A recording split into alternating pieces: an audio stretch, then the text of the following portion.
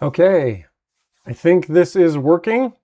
It's always hard to tell at the beginning of these if something's working or not. So I'll let the chat catch up for the beginning, but welcome to the live stream tonight. I'm actually pretty excited.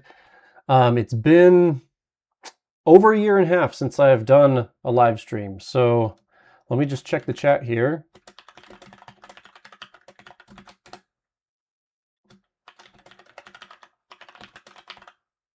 Let's see. Perfect.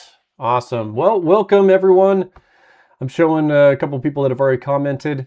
Doug, it was good to meet you at CES again. It's always good to see you at CES. Excellent. Thank you, Mario, for letting me know the audio and video is good. Well, I'm thinking that this live stream is going to be mostly about what you guys want to talk about. It's going to kind of flow with what's going on in the chat. I'm going to try to keep my eye on that. Just depends how fast it moves. Sometimes the chat gets moving really fast. So if you have a question and I don't get to it, I apologize. Sometimes doing a super chat will make it stick out so I see your question if it's really important. But yeah, 100,000 subscribers. It's been a long time since, like I said, I've done a live stream on this. It's been, I think Black Friday 2024 was when the last time I did live stream. So I've been wanting to do one, but I know life just gets busy in a way, and yeah, I haven't really had a chance to jump into a live stream. But let's talk about the celebration here, right? So 100,000 subscribers. Just wanted to let you know I am doing a giveaway for anybody that joins the live stream. I'm not announcing it out to anybody because I know that the people that join live streams are always like your most dedicated viewers. And so right here, this is the giveaway that we'll be doing. So let me go ahead and just walk through this. I'm actually really excited for this prize package because it's basically a perfect camping setup. So you can look at the prize package if you scroll down here. So these 3 items are actually going to be included in the prize package.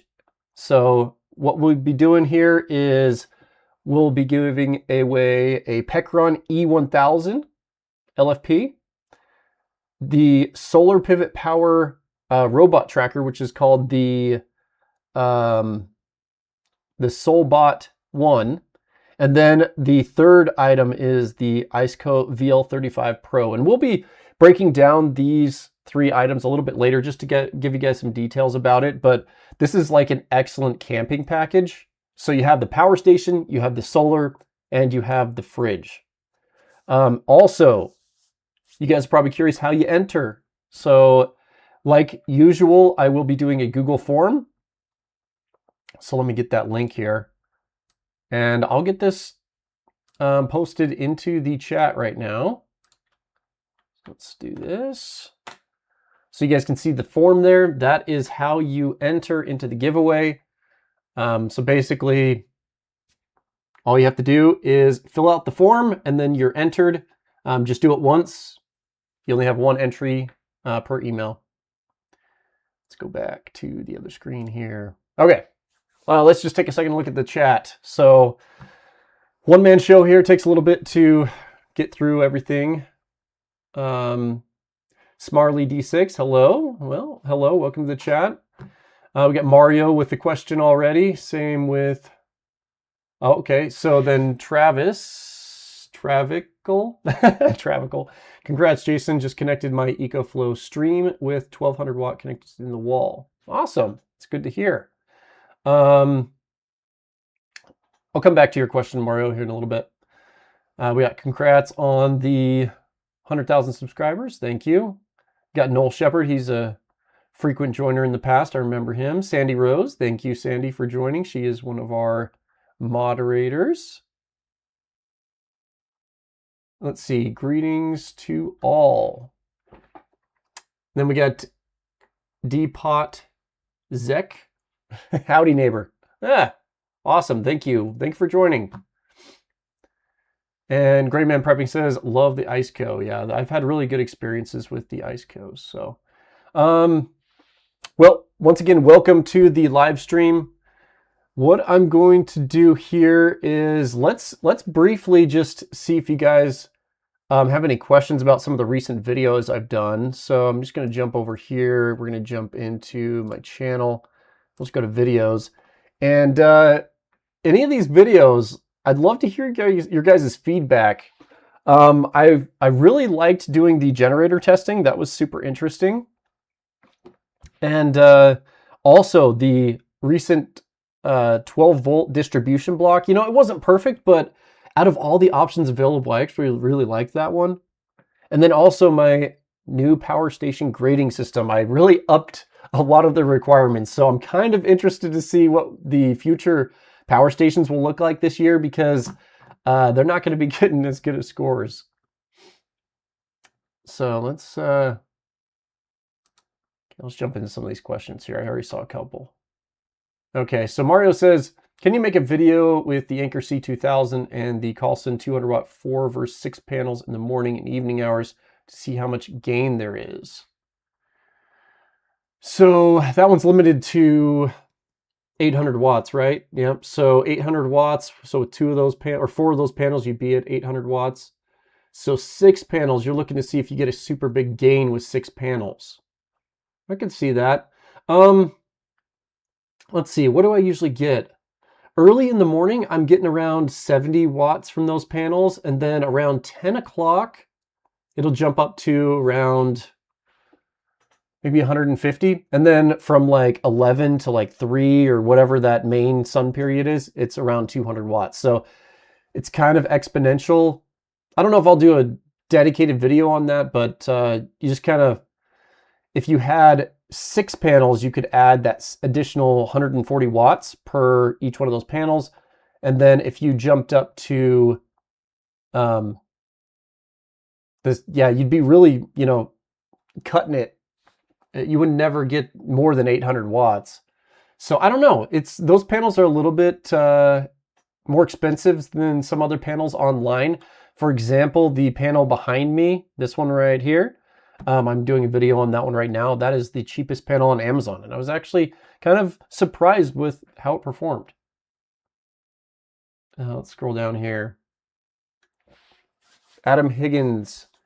I love the EcoFlow stream. I'm also looking at installing and utilizing a transfer switch and connecting up several circuits to a 15 kilowatt Pecron power system. Yeah, that's huge.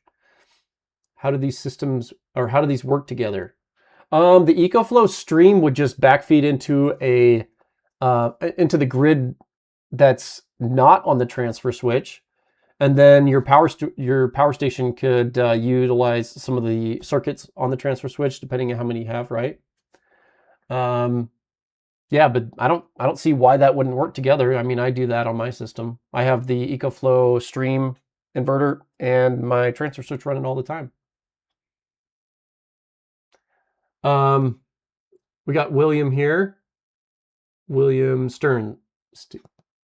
I can't tell if that's an RN or M, so I apologize. But William, thank you for all you've done to spread the knowledge about power stations and solar panel. You've encouraged me to try out new things. And then later on, his comment, thumbs up on your videos, expanding battery capacity with rack batteries. Yeah, that's probably been some of my most favorite videos this year, is just seeing what power stations actually work with 48 volt batteries through the expansion port.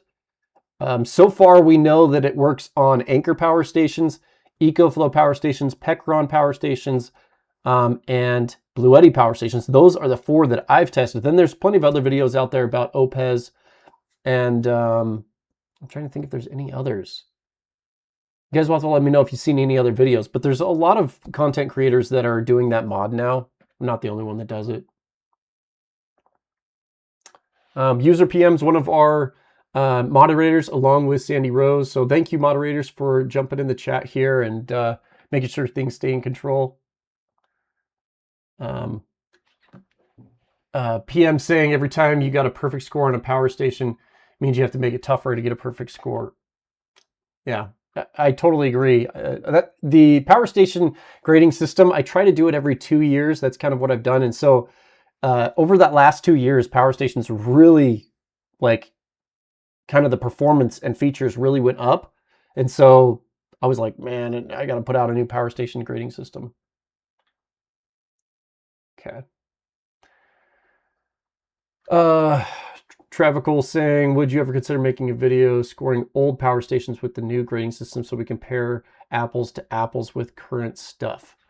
I'll just tell you, the old power stations would get like 0 points. It's pretty bad. Like there's the last time I did that, a lot of the really good scores went down to like 4 or 5 points, so it was just failures all the way around. So just make sure that, I mean, you can look at the second tab in the grading spreadsheet.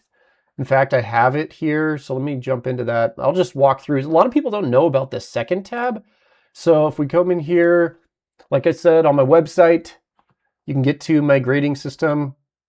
Click on it here. Now I do have a downloadable PDF version, so if you want to like zoom in on it and like kind of modify it or any way you can through Adobe Acrobat, you can do that. But viewing the online version.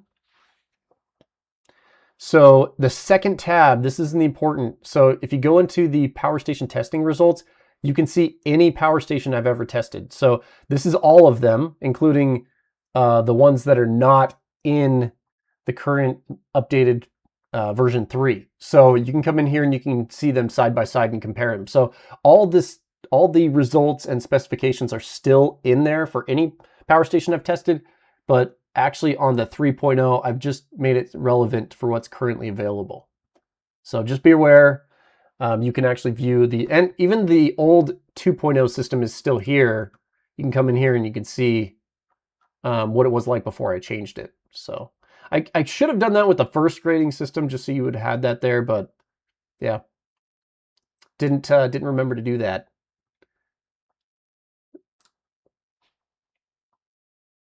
Cheesy Taters, what a cool name.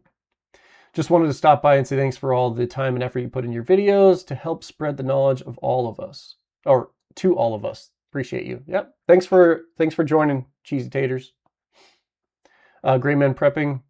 I've been using a Opez Mega 5 paired with a SunGold Powerwall X. Sweet. That is awesome. Old Jarhead, his channel is, he does a lot of the Opez modifications. He's done some AFRI modifications as well. Let's see here.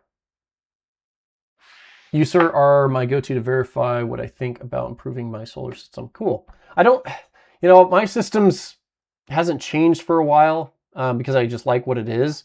So like, I'm trying to think. I installed my solar panels on my carport probably 2 years ago, and on my shed, I updated those. And then I just have that ground mount by the fence. So yeah, I have 3 main solar arrays. Oh yeah, and then the 1,000 watt portable one, but I just haven't gotten the guts to install something on my roof yet because my shingles actually need to be replaced. So I didn't want to put anything up there. Sandy Rose says, my main job here is to remind everyone to hit the like button. Thank you so much. That's a great reminder. We do have a super chat. Thank you, Mario. Thanks for the answer. Just want to know if I overpanel the anchor, if gains will be worth the extra money. If not, so optimal hours. For not so optimal hours. Totally. If it's within your budget, I always recommend to do some overpaneling. And for that scenario there, 2 panels, so an additional 400 watts, I probably wouldn't go any higher than that. But when it's cloudy, you definitely see an advantage to that. For example, you usually see around 10 to 15% of your total solar power when it's cloudy, like significant clouds. So if you imagine that it's raining or really cloudy, then those additional solar panels will boost that 10 to 15%. So just, if you have the funds available, it's $300 for those 2 additional panels and you have the space for it, I would probably do it. Like, I'm all about over paneling. Cheesy Taters, I'm a gamer nerd, so I'll use the same name on YouTube, but also love portable power setups. Yeah. I recently, so I like to game in my free time, but I did change all like my gamer tag or whatever you use, you know, for online or Steam or whatever. It's Jasonoid now. So if someone happens to be playing a game and you see a Jasonoid, it might be me. I don't play that much anymore though. I just play a little bit. Noel, I'm a little disappointed the new Bluetti Apex 300 60 volt input. Can you explain the addition that has to be bought separately and how it connects to the Apex? So if you watched my Apex 300 review video, the additional solar charger is called the Solar X4K. It's pretty interesting because it's actually just a giant 48 volt solar charge controller that's designed to communicate with the Bluetti. So it takes up to 450 volts input from solar. And so you basically just plug that into the Apex expansion battery port, and then you plug your high voltage solar into the Solar X4K.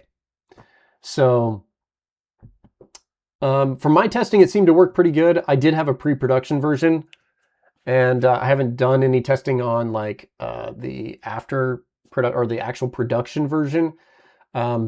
But yeah, it seemed to function just like a 48 volt server rack battery solar charge controller. So just yeah, the 60 volt limit. I'm just reading your comment here. Sorry. So the 60 volt limit. Yeah.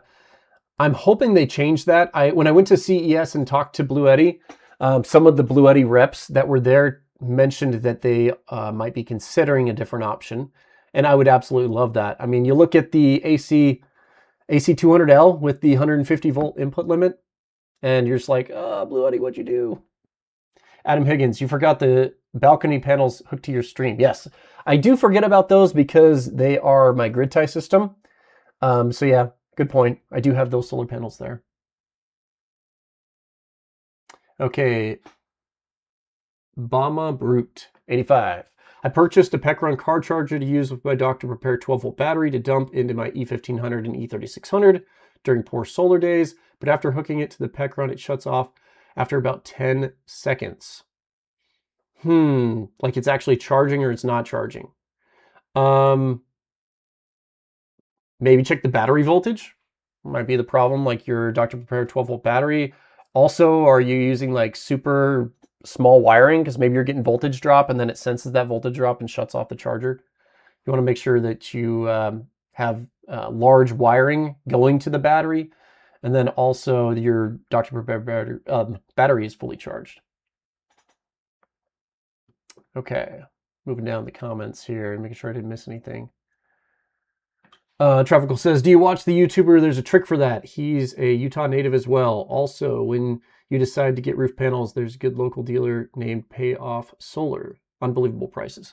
There's a trick for that. Yeah, his name's Jeffrey. Super funny story about that. One of my coworkers knows Jeffrey. So actually one of his good friends. So I actually just got the contact info for Jeffrey. So I'll try to reach out to him, see if he's interested in maybe doing something. But yeah, I've seen his videos. His videos line up like the same exact content that I do. So he's putting out a lot of the similar stuff that I put out. So a lot of the battery power station hacks and things like that. But yeah, I've seen his videos, and he is probably like, I think he lives like 15 to 20 minutes away from me. So not too far of a distance if we ever wanted to do a collaboration. Maybe he'll join the chat. I don't know. I don't know if he's subscribed to my channel or not. Bomba Brute. It works with my Alcatel, Zinder, Sojins, Pecron. Okay, so tried the voltage settings, even multimeter. Okay. Yeah, not sure. Yeah, it's kind of hard to troubleshoot an issue if I'm not there in person, so sorry I can't help you with that one too much.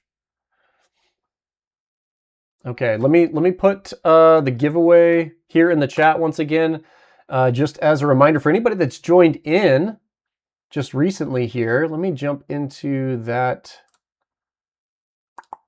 So just as anybody is joining, I am doing a giveaway for anybody that's interested in entering And because it's only people that join the live stream, usually live streams don't get that many views.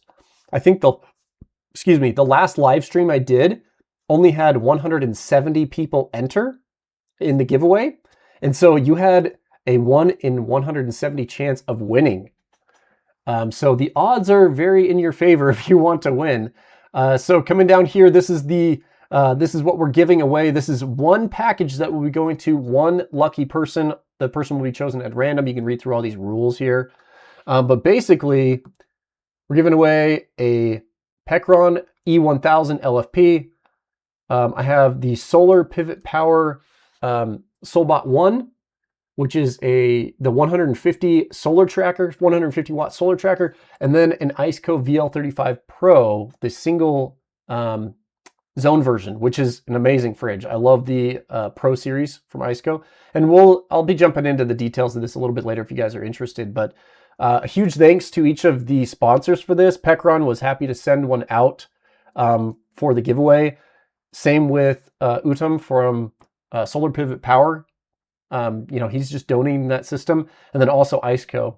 I've worked with ICECO for a very, very long time, probably since, that was probably some of my first videos on the channel were about fridge content. So very long partnership with them, and they were happy to sponsor the giveaway. So special thanks to each of them.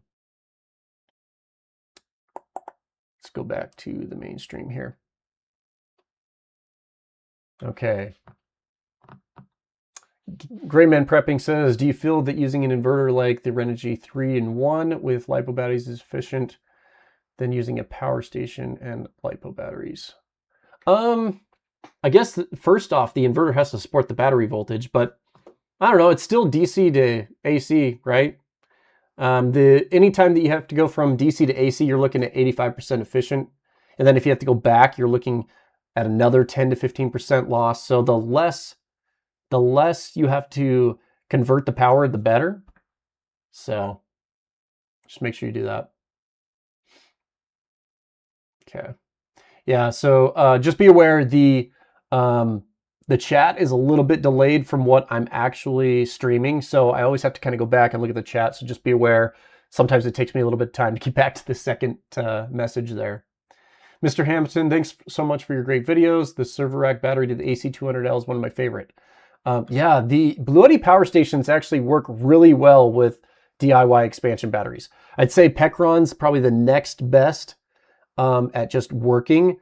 And then Anchor and EcoFlow work pretty well, but sometimes the battery state of charge gets off. And so it's just not quite as much in sync with the actual power station. And I'm thinking if we used larger diameter wires that were shorter, it would definitely help with that. That's probably one of the biggest things that I'm seeing with using the DIY expansion batteries is that we're running really long cables that are really small. And so you get some significant voltage drop through the wiring. And so then the power station and the battery get off. So what I'm thinking is the best option is just going to have big wires that are really short. So that's probably what you'd see. Let's see, jumping into the comments again. Brian says, do you have the HumSync 314 amp hour battery? I bought it in December. It's been doing really good. I don't have that particular one. I do have the Ryixu Lithi 216, which is basically the same thing. It's a 16 kilowatt hour battery. And that battery has been treating me really well. I cycle it every single day. And so, yeah, I'm guessing that more and more of those large format batteries are going to come out. And so they just seem to work really well. My only complaint is they are flipping heavy.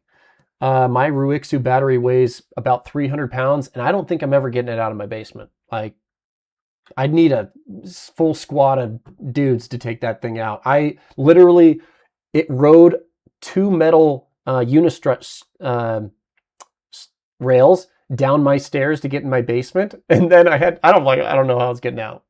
I'm going to sell it with the house, I guess, if I ever sell my house. Ricketts 9725. Any news if balcony solar systems are going to be legal in more states? Yes, there's actually been multiple states that have announced some sort of legislation with this. So I know California is one of them. One of the Virginias was one of them. I think Arizona. Anyway, there's some states. Just look to see if you see any recent legislation on this. I've been using my system since I installed it back in like November or September, I think, and it's been working really well. My EcoFlow micro stream inverter. There is a known issue with it. The fourth solar port. So there's 4 ports or 4 sets of MC4 connections. I saw this on some of the comments on my video, but the 4th solar connection is likely to fail. And I don't know if it's just something that they designed, like it's a weak point in the system. So my 4th connection did fail. And so now I have my solar array connected to 1 and 2. So kind of a bummer there.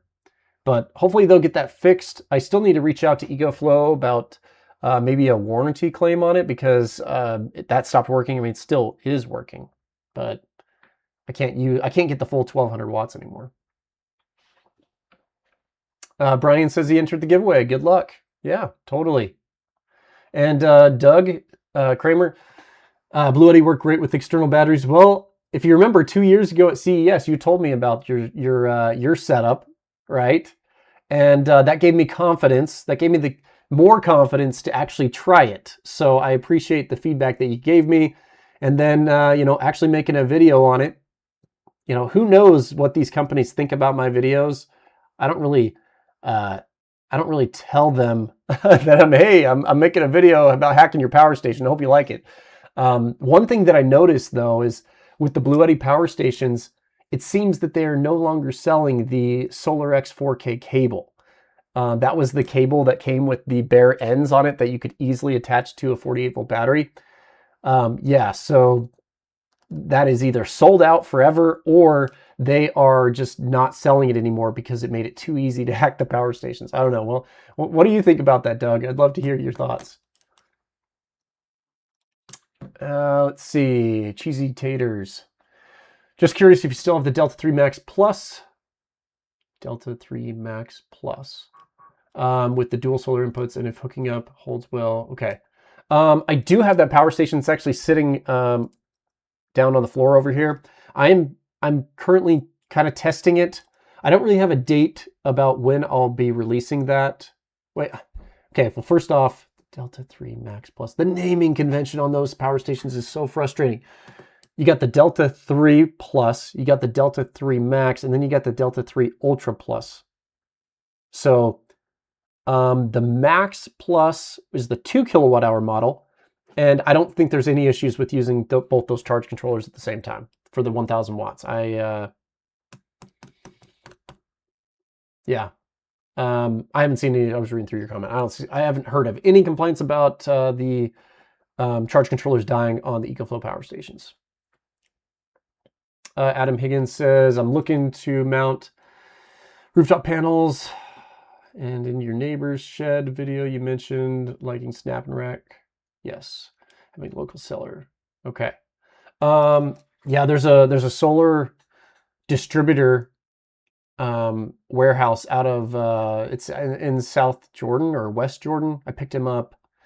If you wanted to email me, you could just email me if you're local and you want more information on that. But yeah, you can buy the snap and rack, and I absolutely love the snap and rack. Not only are the solar feet are super easy to use, but they also have multiple mounting options. So if you have a metal roof, or if you have I don't know, there's multiple metal roofs, like the actual, what I used on my carport. And then I use the same, then I use snap and rack on my shed, the updated shed install. Like, you can install a solar system on a setup like that in an hour using snap and rack setup. It's awesome. Love it. Okay. Moving on to the next one here. St. Carlo. Yeah. Thanks. Sorry about that. Yeah, promotion period. Man, I thought I changed that. If you come down here to the bottom, let me see. Yeah, right here. Yeah. Just ignore that. I didn't change the year. I did change the actual date though. So we're playing in the past there. Apologize for that. Like I said, it's one-man show here. It's kind of hard to keep up with everything, but I tried my best at that. Apologize.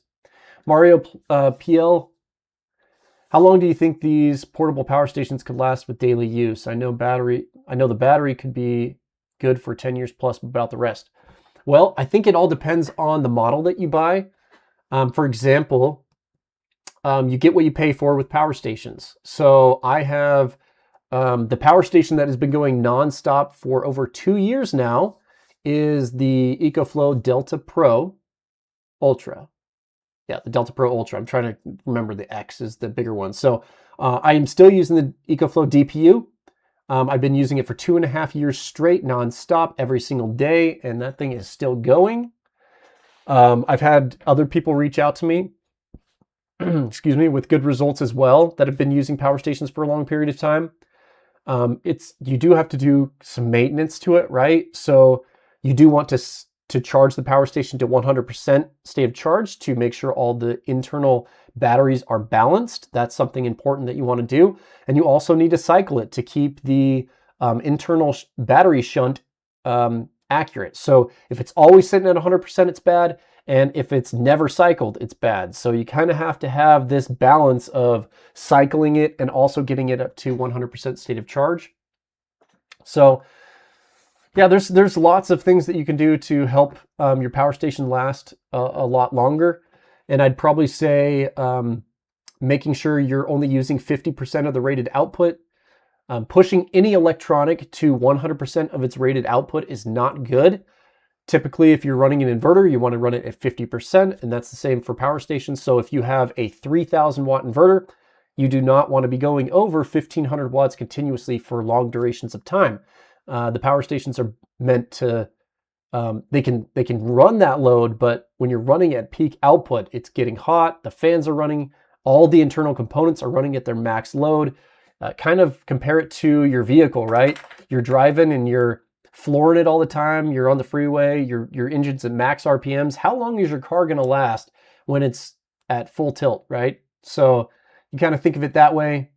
You want to size your system so it's not being maxed out all the time, and so it's not a lot of stress. The less stress, the better. So, kind of going into, which power stations are going to last the longest. It's mixed because I get feedback on all different brands, but typically the brands that you spend more money on are the ones that last longer and have better customer support and warranty. So it's not the case for everything, but that's just kind of what I get out of all the feedback and all the comments that people put on the channel. That's kind of what I recommend. Like if a friends or family are going to be buying something, I usually kind of say, you're going to get what you pay for. So try to save up for the system that you want versus maybe cutting some corners with some really low-end budget stuff, like no-name stuff. Looking at the comments here. Yeah, PM says, in his opinion, they're not selling them because it's too easy to hack. Yeah. When installing LiPo batteries, golf cart style, can they be mounted anyway? Vertical, horizontal. Made me think of the band Vertical Horizon. That's funny. From the early 2000s or 90s. So lithium iron phosphate batteries, they basically can be set. If they're cylindrical cells, you can orient them any way you want because they're sealed, right? A cylindrical cell is sealed. Prismatic cells, the square cells that have the vent on top, basically you just do not want to flip them upside down when you're using them. They can sit sideways, they can sit vertical, and they can sit flat, but I would not recommend having them upside down. So just make sure your battery cells are not upside down. Manny, haven't seen you for a while. Thanks for joining. Gray Man Prepping says, honestly, the best luck I've had is with Blue Eddy, and coming in second closest EcoFlow. I haven't really had an opportunity to review Pecron power stations. Yep. Good feedback. Okay. Cheesy Taters, $10 super chat. Thank you. Thank you so much. He says, thanks for answering. Yeah, the Delta 3 names are way confusing. So many of them. Actually, one of the feedback that I gave to EcoFlow at CES was they are kind of overpopulating their product line. I don't think anybody even cares to have a classic, a normal, a plus, and an ultra, or whatever, you know, all the names. I think they just need to make 3 main power stations, and then that's what it is. Like, if you have so many different power stations, it causes confusion. They're kind of like, people aren't going to buy like the actual model that they need. They're going to get, you know, buy the one that they don't need because it's $5 less, or I don't know. It's confusing. I definitely recommended that they don't go so crazy on the naming convention. It's unreal. Okay. Noel Shepard. I've been using the Blue Yeti AC300 for 3 years, connected to a transfer switch 24/7 for expansion batteries. Yeah, the AC300 was one of their most beefy and durable power stations. I have had plenty of people mention them. They're still rocking AC300s. And I kind of wish that the Apex 300 was just an upgrade to that, because in some ways it was a downgrade, but in some ways it was an upgrade. I love that the internal battery is now in the Apex 300, and I love that it's 240 volt and that it can charge and have 240 volt output at the same time, but then the 60 volt solar is just like, I don't know, but they do have the Solar X 4K that gets around that. St. Carlos says there's also a Delta 3 Air. Yes, there is a Delta 3 Air. Yeah, I remember that. I looked at that one at CES. Let's see. YZ250 Yama. I'm guessing that's the AMA? Maybe AMA. I'm thinking about buying a Werte 300 amp hour lithium battery for 320. So 300, okay. What's the best battery or the best charger and solar panel for it? Thanks, I need more power in my van RV. I have no idea about that brand. I will say the Dr. Prepare 300 amp hour battery was pretty decent, and the price is similar. And on the teardown, it actually had very good quality. So I'd probably recommend you stick with at least a bigger known brand name. And I do have a couple videos on the Dr. Prepare 300 amp hour setup. So maybe just check out that video first, because I think it's priced pretty similar. But yeah, a charger and a solar panel. Yeah, any solar charge controller and any solar panel, but you're going to want something pretty big. That's almost 4 kilowatt hour battery. So you definitely want to make sure that you have a decent amount of solar and a way to charge it up. They make plenty of DC to DC alternator chargers for 12 volt batteries. Like they have Renogy ones, Victron has them, plenty out there. Presto Moto 2. Hey, good to see you in the live stream. Thanks for joining. Have you had a chance to test the Anker E10 system? I did have a special tour at CES to check that out. It was weird how they didn't have a booth at CES this year. I was kind of disappointed that Anker didn't have a booth, but they did invite some people out to a special Bellagio. Was it the Bellagio? Oh, I can't remember where it was. Anyway, we went into like a special suite and we saw the E10 in person, and I learned about it. It's just a very proprietary setup. So I just, my setup doesn't work well with proprietary setups because I have that transfer switch and I don't like to install like proprietary transfer switches or smart panels. So, and also they only gave me like a couple weeks to test it and put out the video. And I was just like, I don't have the time, guys. You're reaching out way too late for this. So I didn't get a chance to test it out, and it didn't get a ton of attention for some reason on YouTube. I think it had some pretty cool features, the active cooling, and it's fully outdoor rated, meaning it has heated cells, it's fully waterproof, no fans. I think there's a lot of really cool things about the E10, but I haven't had a chance to, test it out in person. McNair Newton, thanks for joining from the Bahamas. That's awesome. St. Carlo saying, or sorry, is it St. Carlo? I hope I'm saying that right. It's ST Carlo 8. Carl, so I apologize for saying your name wrong. the YouTube handles are super small on my screen, so I apologize for saying that wrong this whole time. Would also like to see safety listings, UL, TUV, added to the power station grading system and reviews. Yeah, it's kind of weird. they'll mention, the companies mention that their batteries are UL listed, but none of the systems are. So that's just something that I haven't seen for a long period of time. So like I haven't seen any companies really push for that. So until it's something more mainstream, I don't want to put it in the power station grading system, or it just will hinder the power stations that are mainstream. So if we start seeing that, then I definitely will think about adding that. Smarly D6S, thank you so much for a $50 super chat. That is awesome. Wow. Thank you so much. Next time, make sure you put a question in there so I can at least answer one of your questions, or I'll keep an eye out for anything that's in the feed. But wow, that's awesome. Thank you so much. Let's see. I saw a couple. Let me see. Did I miss a comment from you? Let me come back here. Just make sure I didn't miss anything. I know you had some other comments earlier on here. Okay, well, if you happen to have a question, make sure you post it in the chat. Okay. And I appreciate PM is responding to some of these people. Just make sure you look at the comment section. He's kind of replying to some of the comments there. Okay, so I am Scott. Where's the other comment? There we go. Will you get the PEC run at 5,000 totes?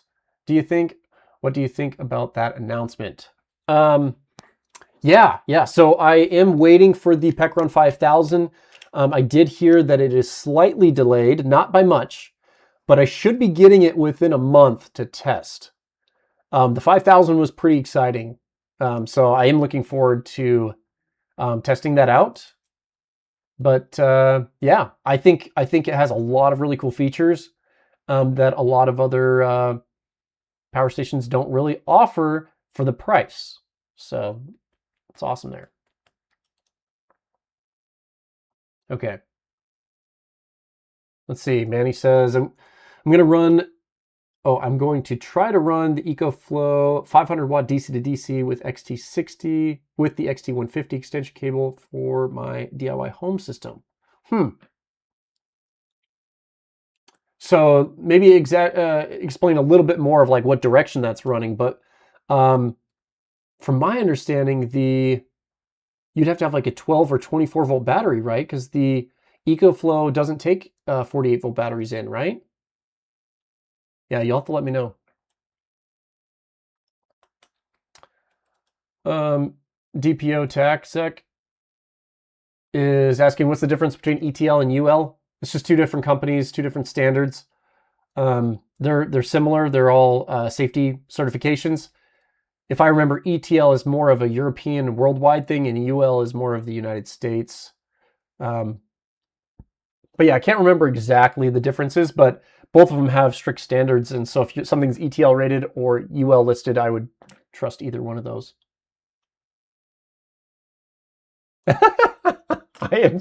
That's awesome. He says, to test, not totes. I sound like a teen girl. I was wondering, I was like, totes, eh? Going back. Oh, that's funny. Appreciate that. You're clarifying there. Adrift Atlas. Hey, thanks for joining.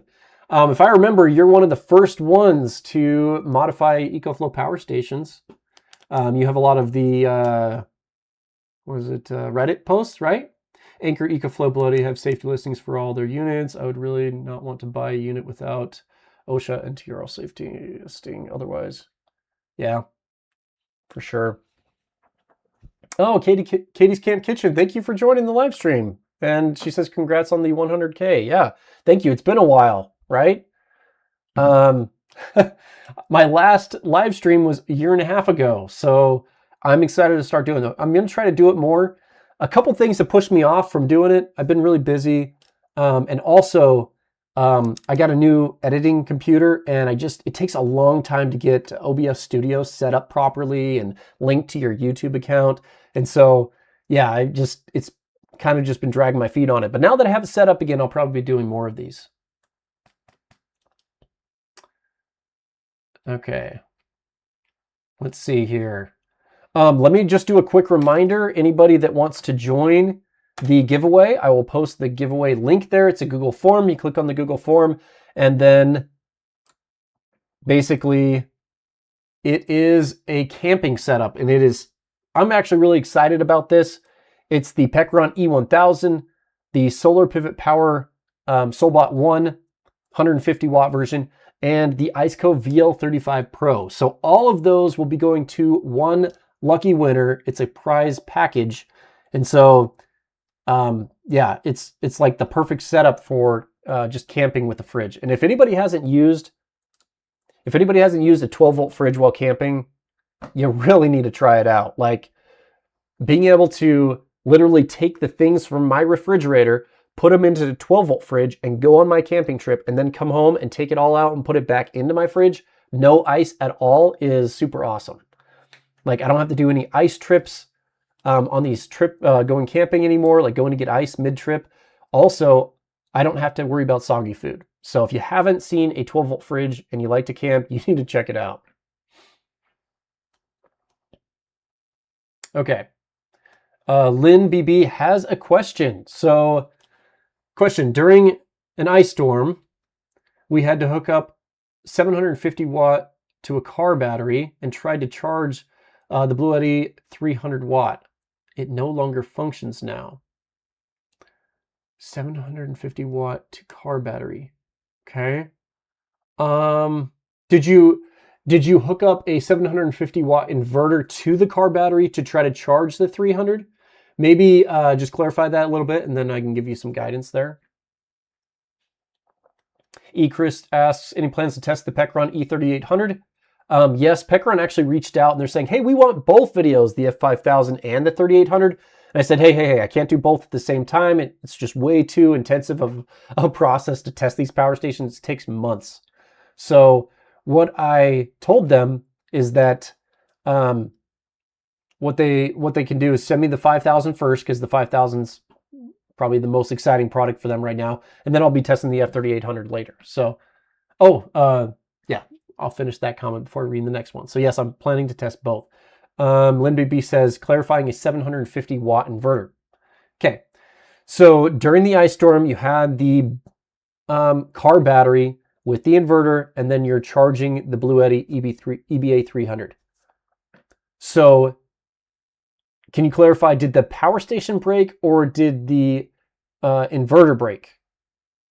I'd like to know which one is what one failed there. Okay. Let's see.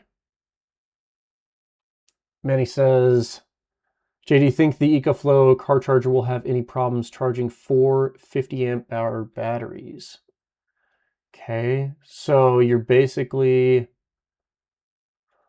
I'm just curious, so this is like for a van setup, right? Let me see if okay, 4 12-volt batteries.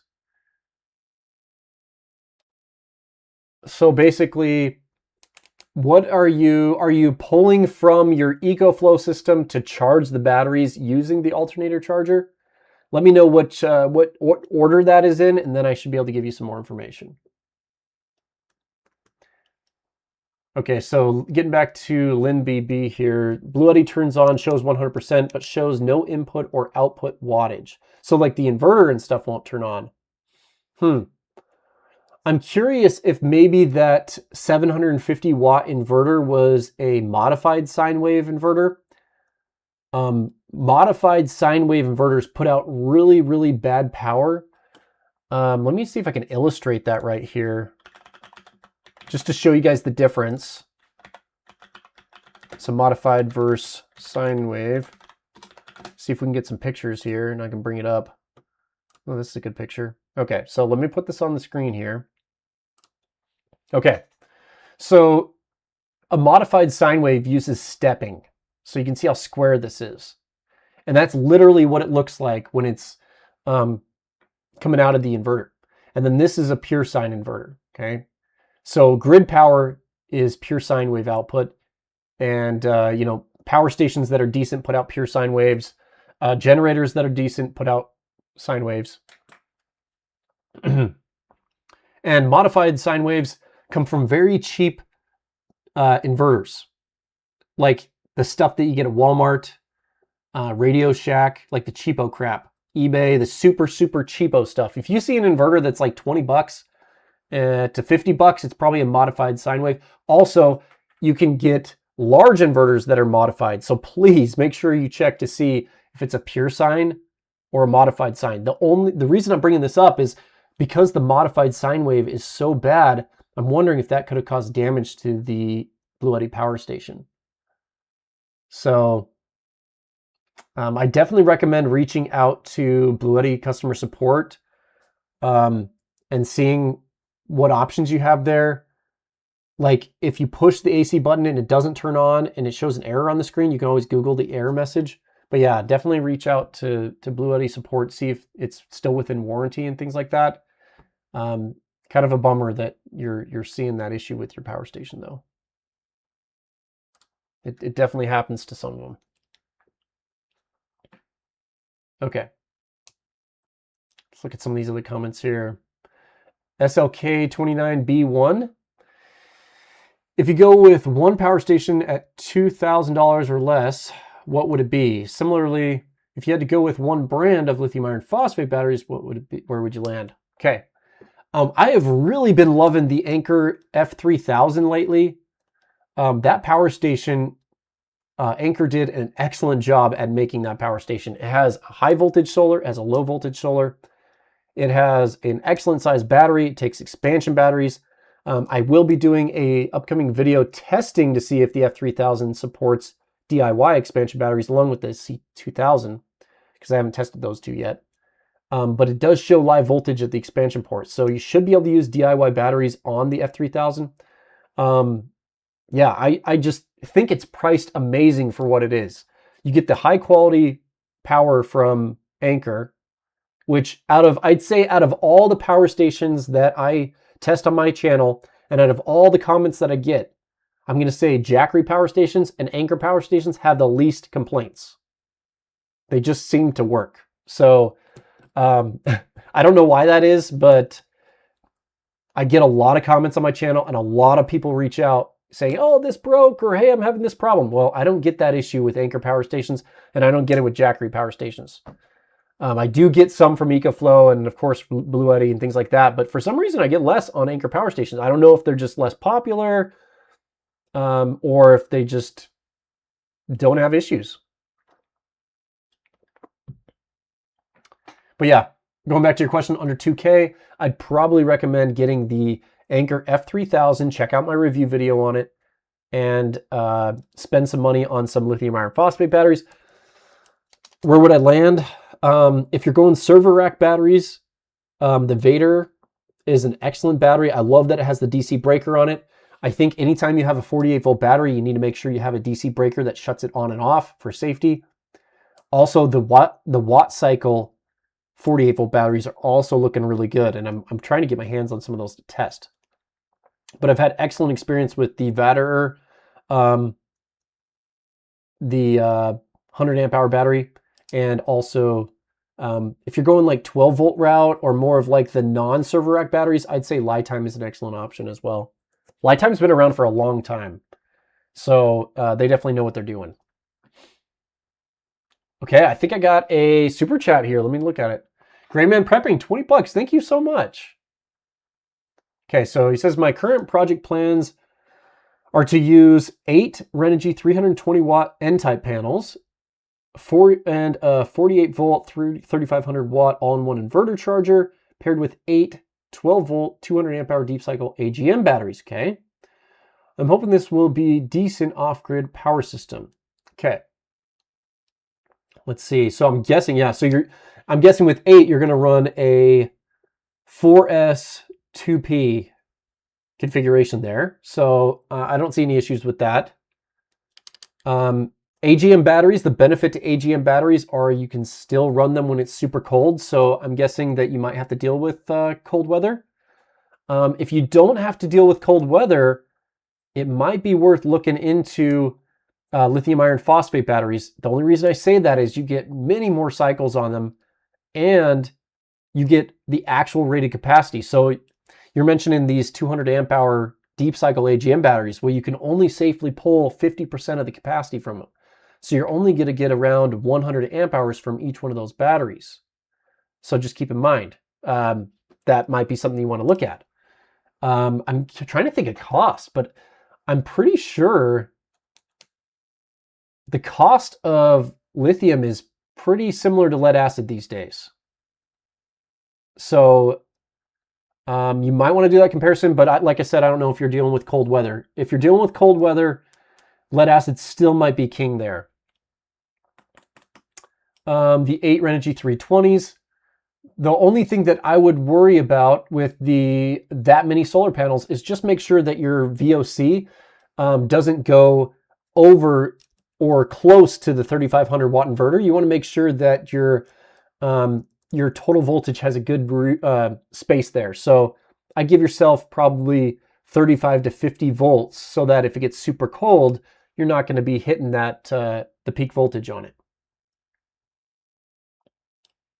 But yeah, that sounds like a decent setup. Like 3,500 watts will basically run anything that I need. Like for my emergency backup, I only run critical loads. So those are fridges, internet router, some basic lights, my furnace blower.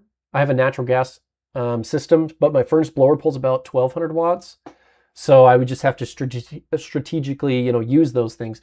But just remember, like I mentioned earlier in the stream, I don't know if you were here, but the 3,500 watt inverter, you don't want to be pulling 3,500 watts continuously. You want to be sticking around 1,500 watts or less with surges up to 3,500 watts because the inverter will last a lot longer if you're not, pushing it to its peak total numbers all the time. Okay. So hopefully that answers your question, Greyman Prepping. If you need anything else clarified, let me know. Okay, so I did see Manny here. He clarified. He says, I think I'm able to charge. Okay, I think I'm able to charge and reverse from the batteries with that XT150 cable. So, Manny, just be aware the alternator charger only works with 12 or 24 volt batteries. So if you have them wired together in a 12 or 24 volt setup, it will work. But it does not work with 48 volt batteries. So just keep that in mind. Yeah, that's one of the downsides of that particular charger. Okay, let me look at some of these other options. Just a reminder, if anybody wants to be part of the giveaway, I just posted that in the chat again. And remember, I don't announce the giveaway to anybody outside of the live stream, so you have a very good chance of winning. Let me see if let me see if I can see how many people have entered. 27 responses. So 27 people have a chance to win right now. So just be aware, if you haven't entered, you can't win. So yeah, 27 chances to win. That's looking really good for those people. So maybe I should stop announcing it. So there's really good odds for those 27 people. Okay. So let's see here. Okay, so Sandy Rose here says, I'd like to take this time to let Jason know that I'm thinking it's time for him to choose a replacement moderator for me. I don't feel like I do enough for his channel. Well, Sandy, I am totally grateful for all the many hours you've spent moderating the channel. And I appreciate you letting me know. If anybody else is interested in being a moderator for the channel, it's kind of someone that's in the comments. If there's ever comments that are like out of control, like spam or anything, they can remove those comments. And then also they can reply to people if they have any sort of information. And so you can see that PM's gone through and replied to some comments. Sandy does an excellent job reminding people about the giveaway and liking the video. So I always love my moderators, and you guys have been around from the beginning, so I really appreciate it. But if anybody is interested in being a moderator, what I would say is just email me directly, and maybe we can work out some sort of... basically, what I have to do is I have to take your Gmail account and then I have to add it as a moderator on the backside so you can be a moderator. So if you're interested, feel free to volunteer, send me an email. I know that some of the people that are watching the stream have been here for years and they might be interested in being a moderator. So the offer's out to anybody. But if I get a ton, just be aware, I can't choose everybody. So I'll just let you know I've probably gone with somebody else, just if I happen to get a bunch of different offers. Okay, so SLK 29B1. Look forward to the F3000 anchor video and the potential of DIY expansion. Me too. I'm looking forward to it too. Okay, let's see. I'm falling a little bit behind on the comments here, so let's jump a little bit ahead. I apologize. I realize that there's a delay with the stream and the comments, and so I'm always a little bit behind following up with the comments. So I don't want to get too caught up in the past. So sometimes I got to skip them. Like I said, if you really want your question or comment answered, sometimes a super chat, even if it's $1, it just sticks it out better so I can see it, because there's tons of comments here. Okay. Let's see. Smarley says, when do you come by to see the awesome Harbor Freight solar panels? You might need to clarify who you are, because I don't know. Sometimes some big comments and I'm like, this someone might be local. So I don't know. We'll see. Harbor Freight solar panels. I don't remember. Do I recognize that picture? Well, feel free to clarify what solar panels you're talking about. Unless you're talking about, sorry, if this is Kevin, then you're talking about the trailer mount, right? Anyway, you'll have to clarify. If that's Kevin, which I might think it is, you might you're using a different username, right? So I get confused. So I apologize for that. Okay, I'm jumping to the bottom here. PM says I'll take the better odds of only having. Now it's up to 33, so that we've had a few other people enter into the giveaway. Manny says, Sandy Rose, you're doing great. MFG 2160 says giveaway? Yeah, there's a giveaway going on. Be aware, there is a form that you can look at right there and enter into the giveaway. It's a whole camping package. Okay. Yeah, the Harbor Freight panels do work pretty well. The Thunderbolt rigid panels, they do. Okay. So let me take a second here. Let's go through those prizes. I think it's a good chance to do that. So I'm going to jump into the screen here. Okay, so the first prize that is part of the package is the Pecron E1000. It is super compact. This is actually one of the only power stations that has built-in heaters. So it's super useful for cold weather camping. And I did put out a video testing the heaters. They actually work pretty well. So just be aware, this is an excellent model for camping. It's got an 1800 watt inverter, 1 kilowatt hour battery. And I love that this one has the high DC output. Let's see, does it say that right here? Here's the battery heating here. Yeah, let's see. I'm trying to look at the actual, I know it's a 20 amp DC output, which is great for running diesel heaters, fridges, lights, fans, all that at the same time. So this is the first giveaway prize. And thank you to Pecron for sponsoring that portion of the giveaway. The second giveaway is the Solbot 1. So the P is silent. It stands for portable. So the portable Solbot 1, this is actually a portable solar tracker. And going way back, I actually posted a video on this, testing it out. And it is actually pretty cool.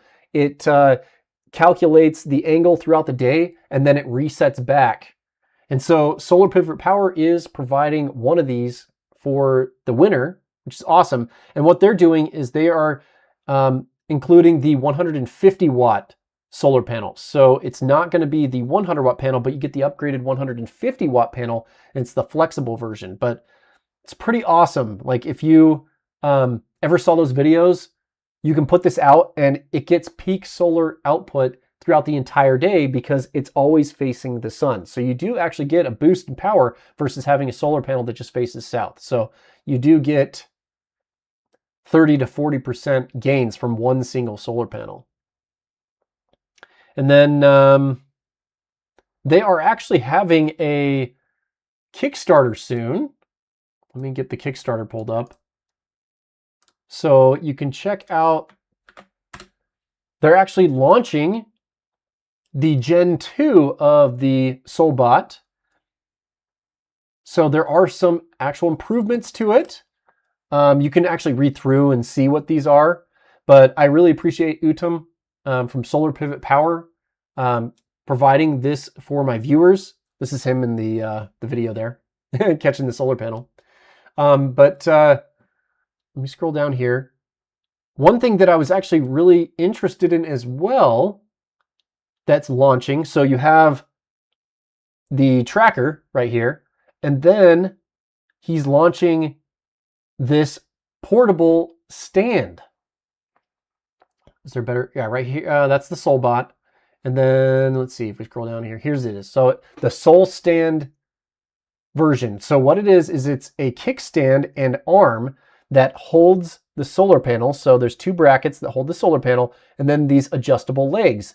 And there's also an anchoring system. So there's an adjustable tilt and an anchoring system. So if it's windy, so it's kind of a really cool way to have a lightweight solar panel facing the right direction in the proper angle, and also to keep it from blowing away. So I'm excited to, he did mention he was going to be sending one of these out for me to test. So I'll definitely be doing some content on that in the future. But if you are interested in checking out the improvements for the second gen of the Solbot, make sure you check out the Kickstarter. You can actually come in here and click on notify me on launch. And I think it launches the beginning of March. So you can go in and at least be notified for that Kickstarter. And finally, the last giveaway part of the package is the ICECO VL35 Pro. And this is the single zone version. I absolutely love the Pro series because the lid, it flips up both directions. It comes off. These are super insulated.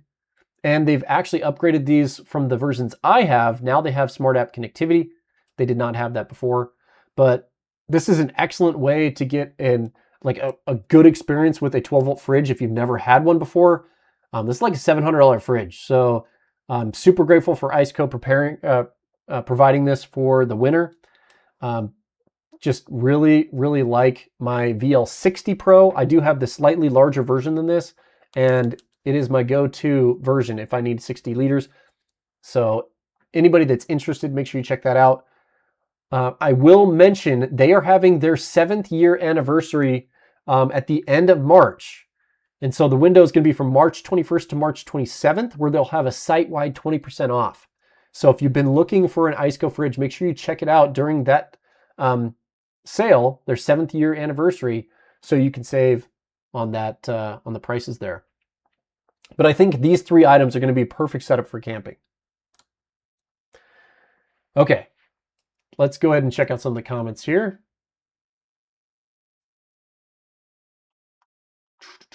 Okay, where am I going to catch? I got to catch up where I was. Okay.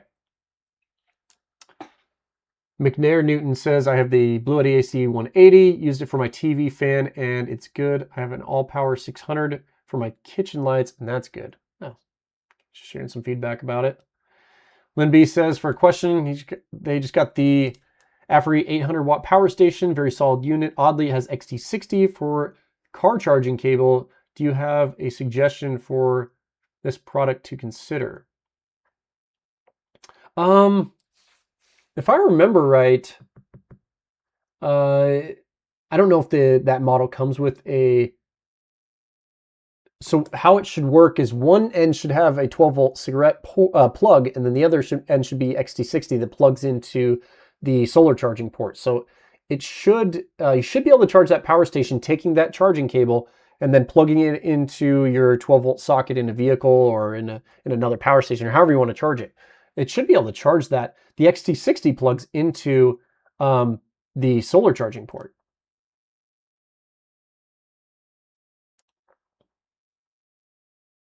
Okay, so Brian Sommer says, Just want to let you know that you are one of my favorite YouTubers. I've learned a lot and have used what you've shown to take some of my loads off grid and save some cash. Thanks again. Yeah, you're very welcome. One of the coolest things that I've been doing lately is using my battery inverter setup, my power station setup, to offset my power bill through my transfer switch. And I do have a video on that. Just in case you guys haven't seen it. It came out quite a bit ago. Let's see. It's this one right here, the secret power bill loophole. So basically in this video right here, I show you how I use my transfer switch to drop down my power bill. Now, obviously, my battery system, its main purpose is for battery backup or emergency power. The second benefit is that I can use that setup to offset some of my power usage. And so basically what I have is I have all my solar going into my power stations, and then that's plugged into the transfer switch. And then the transfer switch is running a good deal of my house, 10 circuits. And so I constantly have about a 500 watt to 1000 watt load on my power stations. And then, you know, like garage door opener, furnace blower, microwaves, fridges, all that stuff. So anything that I'm using, TVs, my whole office right here is all running off that right now. So all that power that would be used by grid power is instead being used by the power station. So what I'd recommend is if you guys have a power station, make sure you're using it like this. So basically have a solar panel that charges it and then plug stuff into it to run it. So one of the easiest ways to do that is to have your power station run your fridges. You'd be surprised, your fridge actually uses a decent amount of power over a single day. It's going to be 2 to 3 kilowatt hours, depending on what size your fridge is and how hot it is outside. So you can offset that power usage by having your fridge plugged into the power station. Another great option is your internet and router. It's a good way to work as a UPS. I'm using a teeny, it's the EcoFlow River 3, just the classic version. That thing has an awesome UPS, and it's been running my internet for like 8 months, and it works really well. So there's been times when I've had to swap to a different power station on the transfer switch for testing, and my internet stayed up because the EcoFlow River 3 was running that load. So the power station would be turned off, transfer switch goes down, grid power goes out temporarily until I connect in the other power station. So yeah, perfect. Okay, 20% helps for sure. Okay. Grayman Prepping says, I do have lifetime 5000 watt all-in-one inverter I could use instead of the Renogy all-in-one inverter. Yeah, whatever one you think is going to be best for your loads. Brian Sommer says, running the Apex with 2 B300Ks as backup for my other hobby fish. Awesome. Hobby fish are awesome. My brother-in-law is way into saltwater fish and freshwater fish. So yeah, it's pretty cool to be into that. Great to work. Okay, great going to work and know that the grid dies, I won't lose any fish. Yes, totally true. And also, your fish tanks pull a lot of power.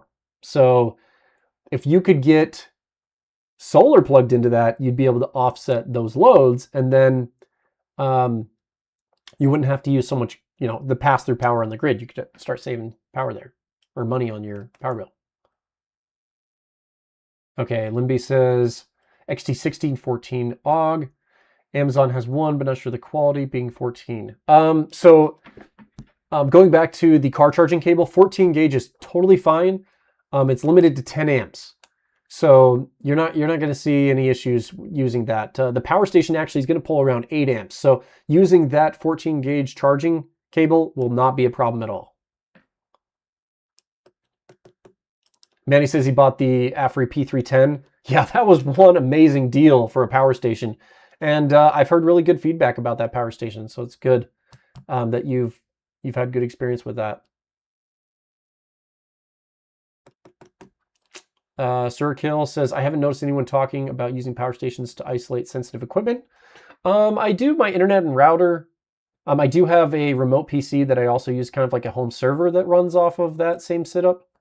But yeah, it's I have pretty clean grid power where I'm at, so I'm not too worried about it. Presto Moto says, the easiest way to shave power is to get the F3000 with the bidirectional inlet box or the power saver kit, and saves him about $3 per day. And that stacks up. That's like $90 a month. But your setup's awesome. You have some great solar panels out there. I appreciate you sending that email with sharing your solar setup. But it's good to hear the F3000 is working. I asked Anchor for that power saver kit to do testing, and I still haven't gotten it. My rep was like, hey, yeah, we'll send that out so you can test it. And I was like, okay, am I just going to have to buy it myself? So kind of bummed I haven't gotten it yet. I need to follow up with them. But I am wanting to test the F3000 with the bidirectional kit. Can you imagine how this would work? I'm thinking of this setup. Anchor F3000, bidirectional kit, DIY batteries with a massive amount of solar. I mean, that would be a pretty cool way to kind of offset your power bill. Now, if anybody's interested how the bidirectional inlet box or power saver kit works, it has two smart shunts that connect to your main power wires in your breaker panel. And so what it does is it senses how much power is going in and out of your house. And so if you, I should say how much power you're using, because it will not backfeed. So what it does is it senses the power that you're using in your house, and then what it does is it backfeeds into your house to offset that load. So if you're pulling 1200 watts, it's going to use the F3000 inverter to offset that 1200 watts. So it's kind of like a smart grid tie system. It's really cool, and I don't know why it hasn't gained so much popularity.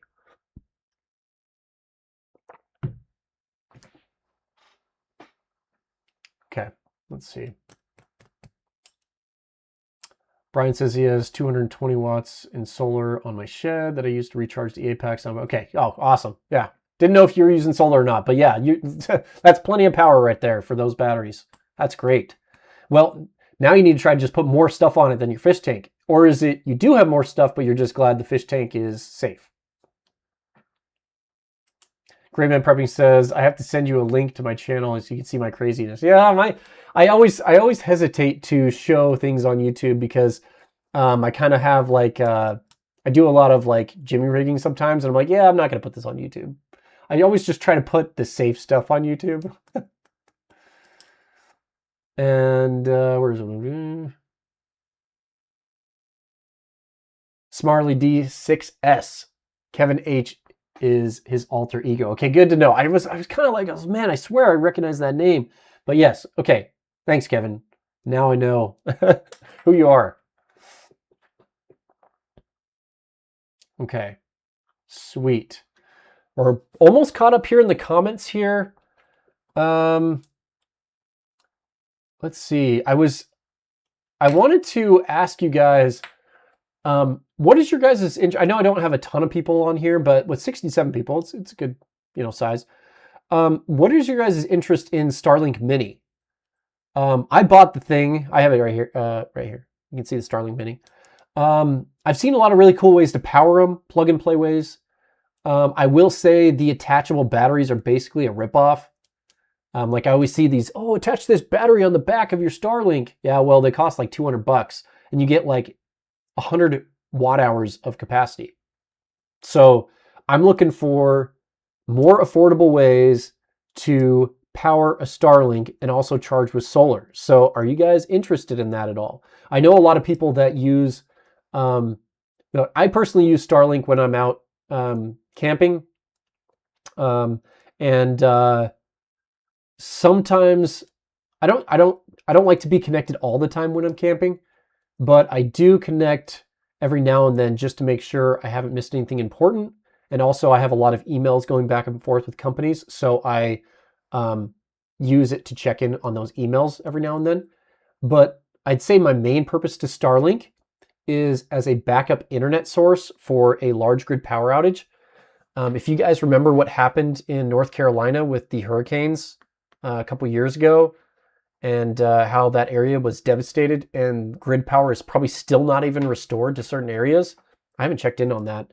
I need to check in on that. It was just sad to see all those people without power, right? And one of the things was there was no internet connection, so there was no communication.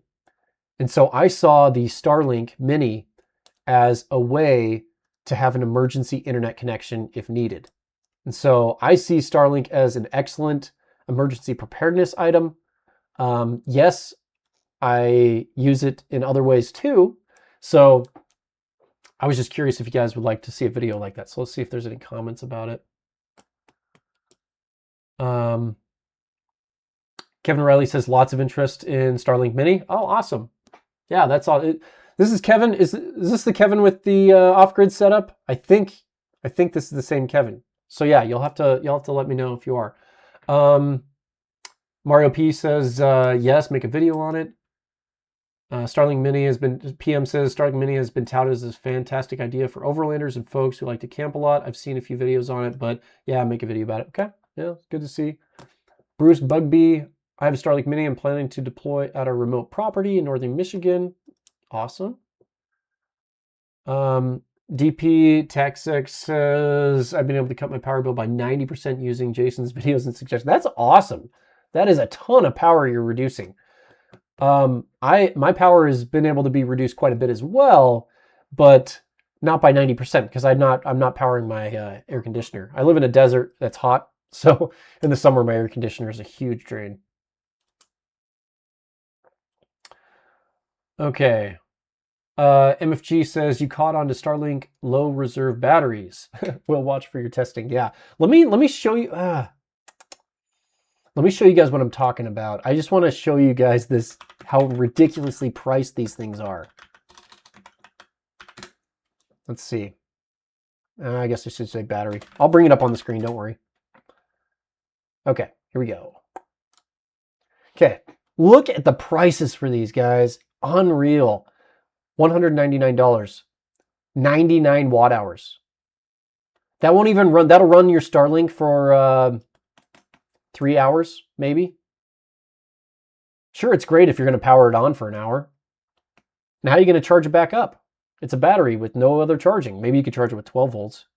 But wouldn't it be awesome to have a system you could charge with solar? Yeah, that'd be cool. $329. Woo! Must be a bigger battery, I guess.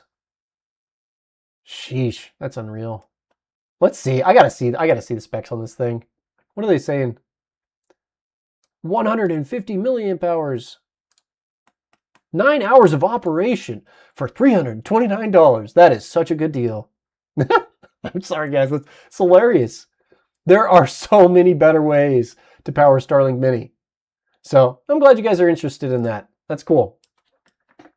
Let's see if there's anything else.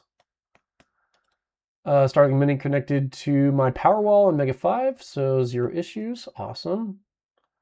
I'm running the standby plan, which is great for sending texts and reading emails. Also good for ham radio comms via hotspot. Yeah, that's cool. Yeah.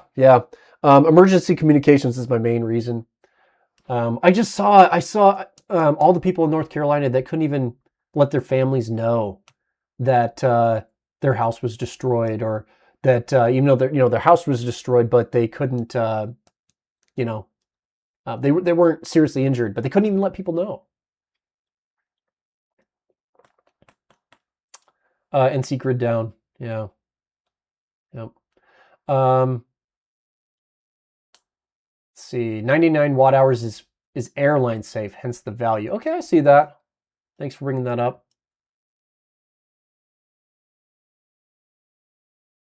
Okay, so Greyman Premise says, I'm curious to what you come up with. To be honest, you have great DIY hacks. So there's a lot of products out there that have some pretty interesting options. So yeah, I will say though, my Starlink Mini, they say it can run off 12 volts, but I have noticed that the 12 volt performance is not good at all.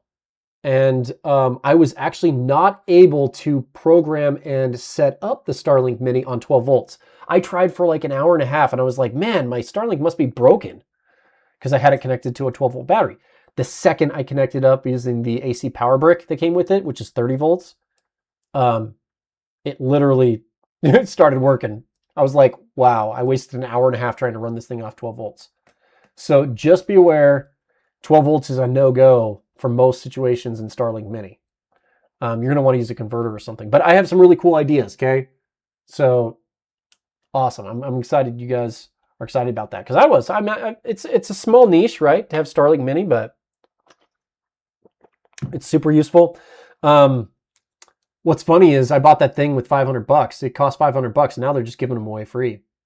So I was an early adopter, so I paid a ton of money for it. But they're dropping the price because Amazon's coming out with their option. I can't remember what the Amazon version's called, but basically they're launching a similar product. Let's see. William Stern says, love the Mini. Far better to use the Pecron E500 to get 24 hours of runtime. Yeah, definitely. TD Harris, thanks for the helpful videos. You're very welcome. Okay. Brian Summer says, set up 2 hum sinks for the AC200L and was wondering if you played a lot with communication capability. I've not tested that battery in particular.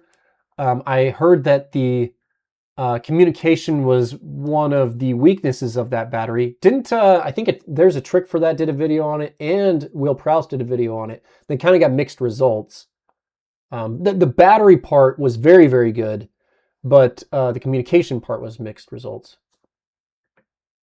Stephen McCormick, how's your neighbor's Nick's solar-powered workshop doing from last year?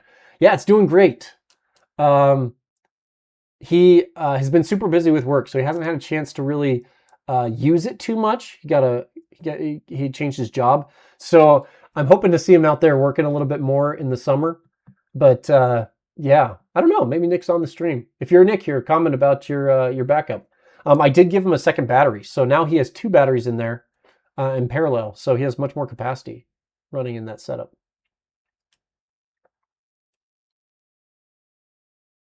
Let's see. I do have an option, but like you said, it costs a lot. It's called Starbat. You may want to look at. I can get 24 hours on it with constant use, but with days with intermittent use, it's solar capable. Okay, cool. Less stuff, more freedom. I've tested over 50 power stations and hey, also good to see you on the stream. It's been a while since I've seen you on the stream. Thanks for joining. I've tested over 50 power stations, and my favorite and best conversion rate is the AFRI P310. Awesome. Excellent customer service as well. I've heard good things about their customer service.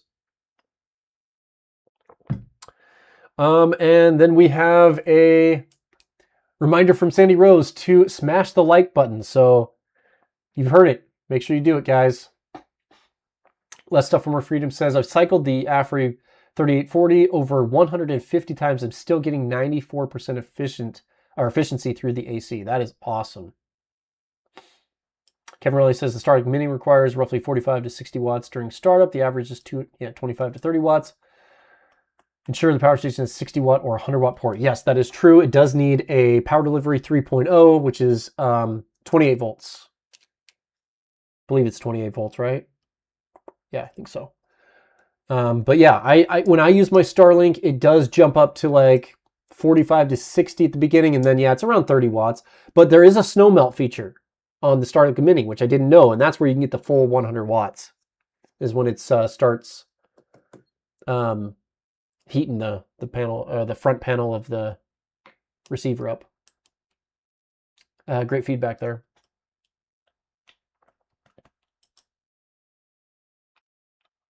And then William Stern says the 12 volt is not high enough. Power loss on even short cables would cause it to shut off. Much better to boost to 24 to 26 volts. And that's my experience that I've seen as well. I've heard the Solix 300 DC works really well with it. Yeah, that's actually how I run my Starlink, is through the 300 DC. But I'm not going to give any spoilers away. So I also have some other ideas that I'm working on to run it if you just have a 12 volt battery. So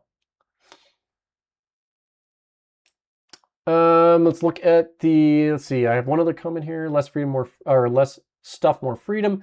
Please enlighten me why anybody else would want to buy anything but the AFRI P310. At least this size, a power station, there is no better.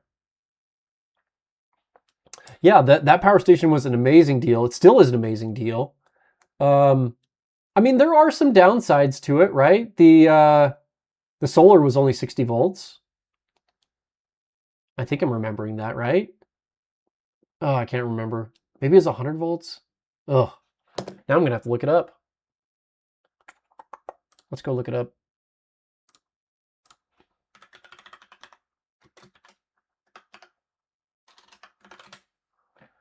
Let's see if we can get the specifications.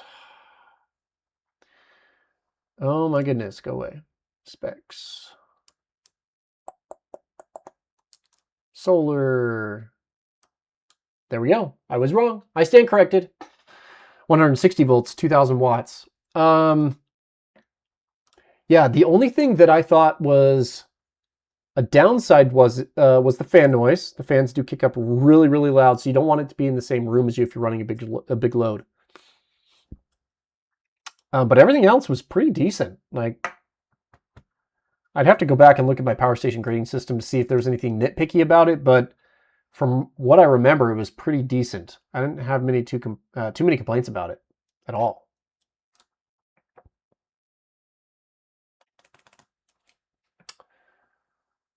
Okay.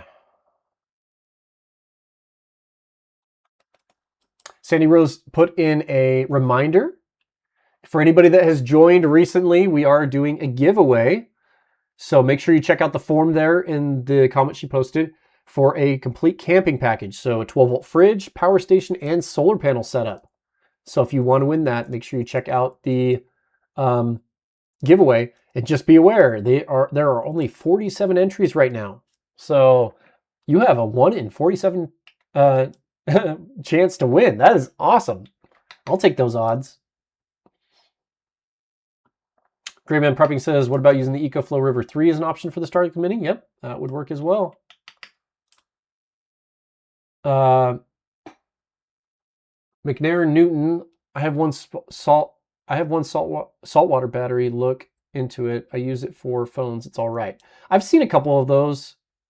I don't think the tech's quite there yet. It's really early on adoption, and so I'm waiting for like 2nd and 3rd gen versions. The only thing I've seen so far about the sodium batteries is the discharge rate is like lead acid. So the main benefit of using a lithium iron phosphate battery is the voltage curve is extremely flat. So you get like 13 volts through the entire discharge of the battery. So it's great. With a lead acid battery and with sodium batteries, the discharge curve is like, so you get high voltage at the beginning, but then it just, I'm trying to think of how my hand's going to go over here. And then it just, it's so hard, it's reversed. Anyway, you get a diagonal line. The voltage drops linearly. So I don't think it'll be a 12-volt king. There might be some applications where it's good, but for somebody that's looking for voltage, a steady voltage, lithium iron phosphate's still there. Hey, Surgeon Tech, good to see you. Just adding another viewer real quick, but I have to go back to the OR and cut some more. Hey, make sure you enter the giveaway. But yeah, go back and save more people's lives. Hey there, says, hi all techies. Is there any power station that offers power saving like the Anker F3000? Currently not. Earlier in the stream, we were talking about the F3000 in the power saver kit or the bidirectional kit. I'm hoping to get my hands onto that to test it soon. Anker hasn't shipped that out for some reason. It's super weird. I might just have to buy it. But yeah, I don't think there's any other option currently, except for, I guess you can consider the overpriced grid system, the Craftstrom solar system. You can get batteries with that, but the total price is like $2,500 to $3,000. It's like $2,500 to $3,000. Just so expensive. Sorry, I was reading a comment here. What's the form you're talking about? Well, let me post it. If you look at Sandy Rose's comments, if you scroll up in the comment section, you'll see a form that you fill out, or right there. Manny says he's never pushed the P310 that high. Yeah, that's good. Yeah, you don't, like I mentioned earlier, you don't want to push power stations to their max limit. You always want to run them at 50% load or less on the inverter, just so that you're not stressing anything out. So you always want to design your system so it's not running at max output. So that's, I kind of wonder, like when people say, oh, my power station broke, I kind of wonder if it's like, well, were you running a 1000 watt inverter at 1000 watts, like for like all day? So you kind of have to, you know, think about the stress that you're putting on the device. If you're putting a lot of stress on the power station, you have a chance that you could, you know, burn it up. So just make sure you're not pushing out too much.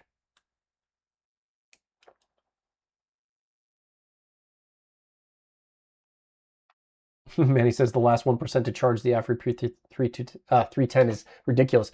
Yeah, so I've seen power stations do that. I'd say the most common power station that sits at 99% state of charge and just finishes charging, but it never goes to 100%. Pecron is known to do that, and AFRI does that, and even some Blue Eddy power stations do that. So they'll sit at 99% state of charge and they'll charge forever. Now, what it's doing there is it's kind of like that you can tell like the state of charge got off a little bit, because even though the state of charge shows 99%, the battery actually still has more to go to get to 100% state of charge. So it's kind of, think of it like it's recalibrating the shunt inside. And as it hits 100% state of charge, you'd hope it resets so that it calculates that again. Yeah, Brian says the AC200 does that. Yeah, there's some power stations that sit at 99% state of charge. I don't think it's a problem. It's just kind of frustrating when it's like, why is it taking so long to get full when it's just right there? But it's kind of, think of it like balancing. Okay, sweet. I am caught up in the comments here. So let me see. I wanted to look up.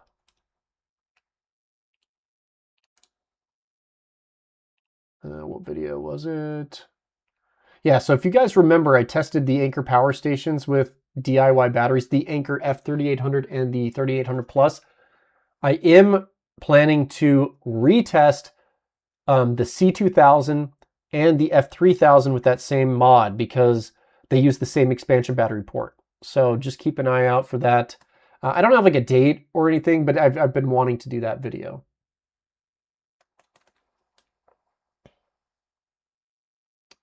Okay.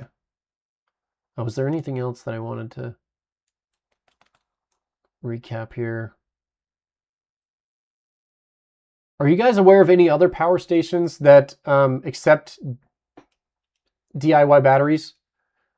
Opez, AFRI, at least some AFRI models, Pecron, Blue Eddy, Anker, EcoFlow. I mean, those are the big ones. Jackery. Okay, so let's talk about Jackery power stations for a minute. Let me get back to this screen. So, Jackery power stations have a proprietary port, but I have been able to measure a live voltage at the port. So the only problem I have is their recent power stations that I've tested have weird battery voltages. Excuse me. When you talk this long, your throat's getting dried out. So think of this here. The Home Power 3600 Plus, that battery uses, or that power station has a 14S battery in it. So it's not a 15S, it's not a 16S. Most power stations use 16S lithium iron phosphate batteries, which is 16 cells in series to give you a 48 volt battery. The Jackery 3600 Plus Home Power model, sorry, I mixed that up, has a 14S battery, meaning it's like a 44 volt battery. So you can't use a DIY battery on it unless you had a way to make a 14S DIY battery. So that's one power station that would probably work if you had that battery voltage. The second model that I'm referring to is the Jackery 5000, the large home backup model.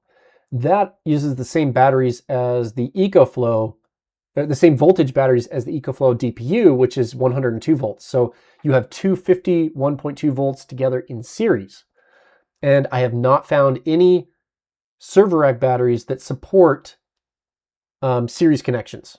So putting two together in series gives you 102 volts. And yeah, haven't seen that yet.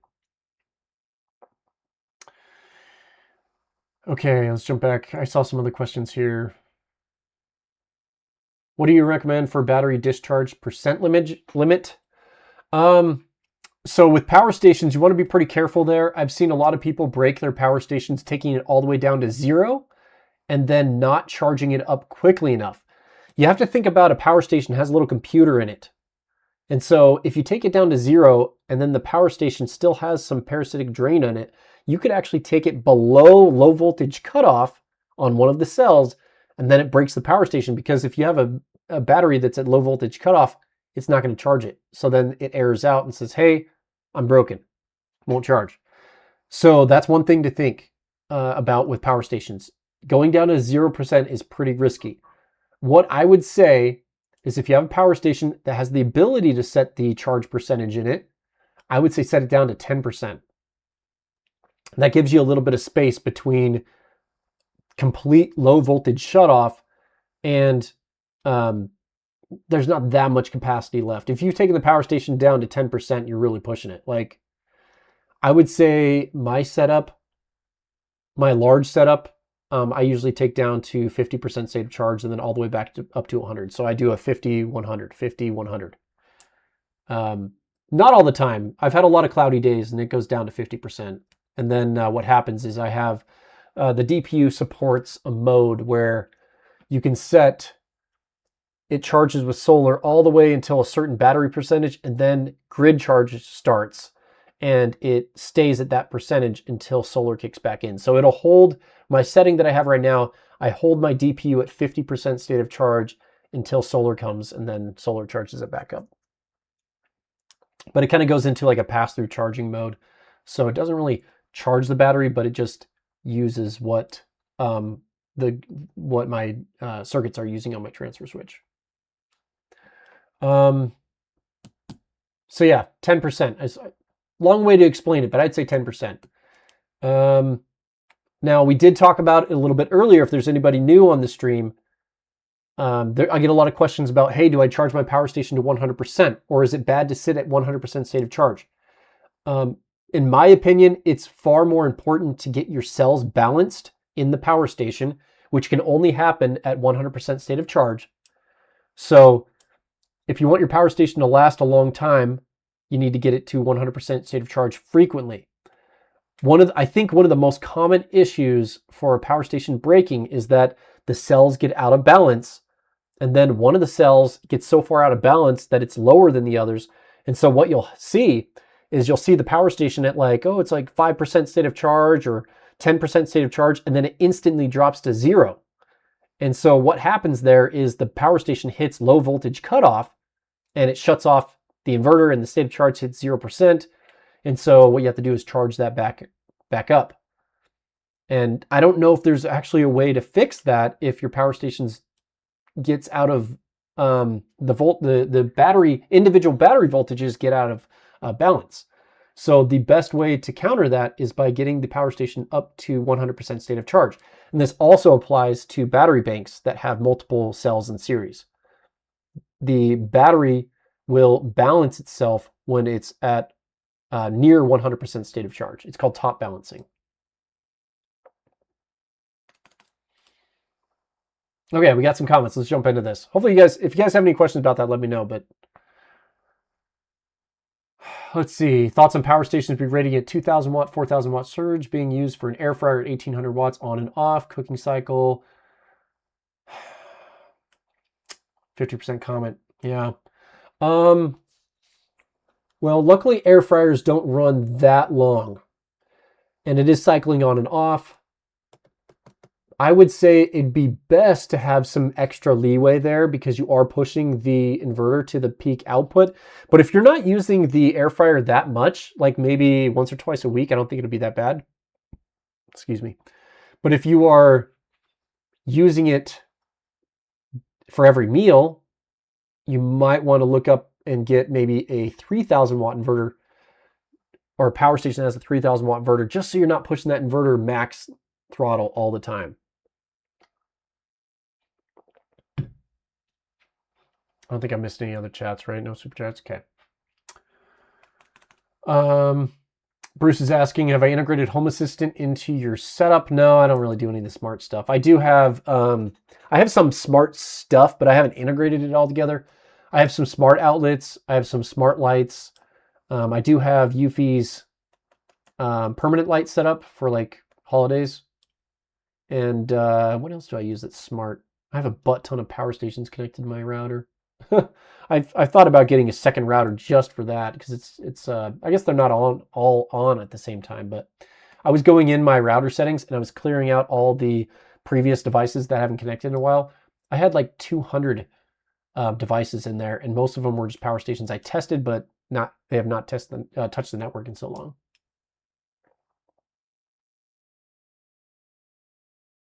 Okay.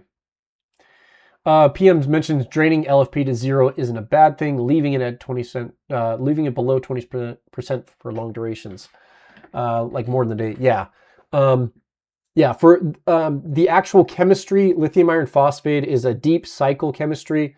You get the full capacity, and you can take it all the way down to 0 and all the way back up. It will. You will not get as many rated cycles on it if you do that, but you know, the fact that you're getting 3,000 to 6,000 cycles on these batteries anyway, like, are you really going to use it that much? So I don't think it's too bad taking batteries down to 0%, especially like standalone batteries. I think those are fine to take down to 0%. Just don't let them sit at 0% for too long, and don't let your power station sit low percent state of charge for too long either. Okay, Andrew. Hey, Andrew, good to see you. I saw one of your comments earlier, but appreciate you joining the stream.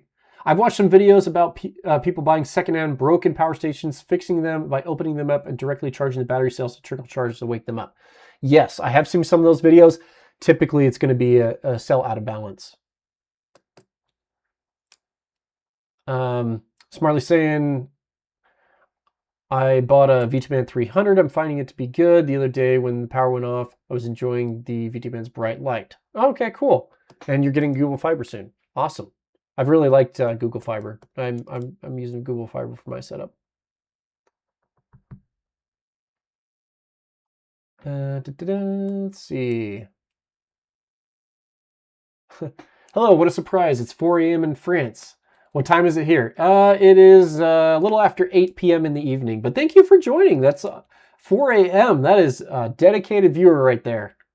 Or you just weren't able to sleep and you checked your phone and saw the live stream going, but I appreciate joining either way. Thank you. Okay, so Brian says, I charge and discharge mine at least twice a month to 5%, twice if I make full to 5% twice if that makes sense. Yes, I do understand that. Okay, so he uses a heater.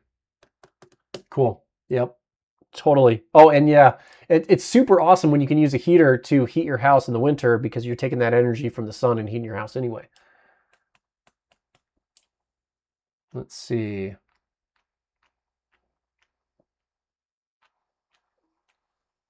Manny was saying, or Manny mentioned, I think Will Prowse says the best way to charge lithium iron phosphate is to bring the batteries down to 0 and then fully charge them 100%.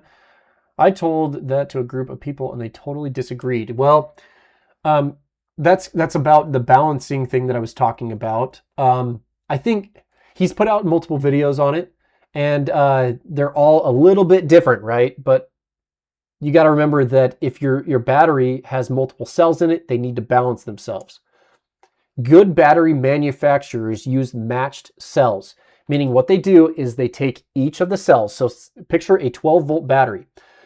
A lithium iron phosphate 12-volt battery has 4 individual cells in it. A decent battery manufacturer would test each one of those cells to find out the exact capacity.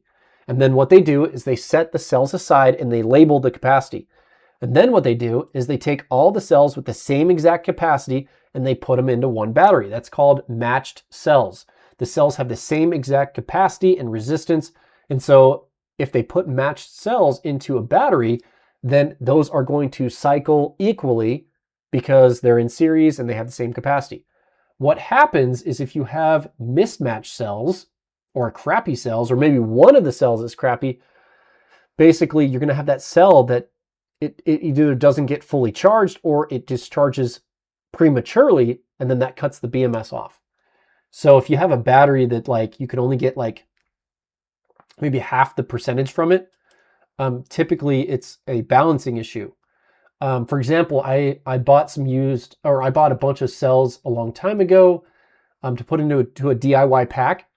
And it was my first DIY battery box. I made a video about it like 4 or 5 years ago. Super fun project, but one of those cells is slightly out of balance. And so every now and then I have to go manually charge each one of the cells with the power supply to get them all balanced again. So just be aware, some of the cheap battery manufacturers don't use matched cells. And so you'd hope that, you know, some of the nicer companies are doing that. What I would like to see is the BMS inside these batteries. To keep that from happening at all, I would like to see more of a active balancer built into the BMS. One of the batteries that I'm looking at testing is the WattCycle server rack battery, the 48 volt battery. It's a new version they released. It's priced excellent. And that they advertised that battery to have a large active balancer in it. So a server rack battery has 16 batteries in it. And so if any one of those batteries get off, it's really important to get it back. And so using a passive balancing system, which uses very small resistors, it can only balance the battery so much. So you need an active balancer, which uses much larger current values, like more amperage, to balance out the batteries. So I've actually saw that active balancer and I was like, hey, that's pretty cool.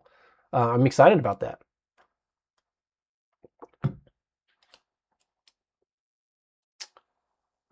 Excuse me. I'm going to cough. I don't want to see if I can mute myself here. Okay, there we go. Cool. Okay, let's see. DIT was saying thanks on the air fryer. Yeah, just occasionally a few times a month. Oh, that's I'm guessing that's fine. Yep. Reading some of the comments here. Yeah, I don't really worry about cycle count because whatever will be out by then. Yeah, so true. By the time you cycle a power station 3,000 times, you're going to have another power station or a different battery system, or the prices are going to be so affordable that, yeah, for sure. Is the Anker Solix E10 battery compatible with the F3800 or the F3800 Plus? No, it is not. It's a totally different voltage system, so they're not compatible.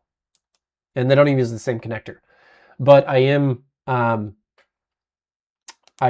you seen my battery DIY hack for the F3800? I put out a video about that. I'll quickly mention this is for Lucluser. If you look down here, start at the top, yeah. So this video right here, I connected DIY server rack batteries to the F3800 expansion port. Super awesome video. Check that out if you haven't seen that. Okay. Andrew's saying, I think it's more along the lines of BMS in your standalone batteries or your power station needing to relearn where 0 and 100% are. Yeah, I agree with that.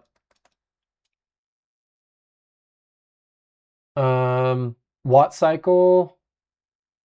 Okay, I've been looking at Brian's nice watt. See that the new server rack batteries are using 3 amp balancers. Okay, yeah. I think that watt's a typo, but yeah, it is good to see they are raising the current values for their balancers.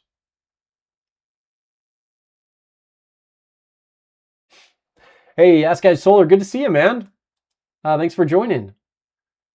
Can't chat back, but I'm listening. Oh, cool. Appreciate you listening in on the live stream. Manny's mentioned exactly right, Jason, on the match sales. Maybe that's what Will meant. Yeah. I'm guessing the super cheapo batteries, like the Amazon $100 specials for a 100 amp hour battery, I'm guessing those are not using match cells. Or maybe they're using grade B cells that were matched.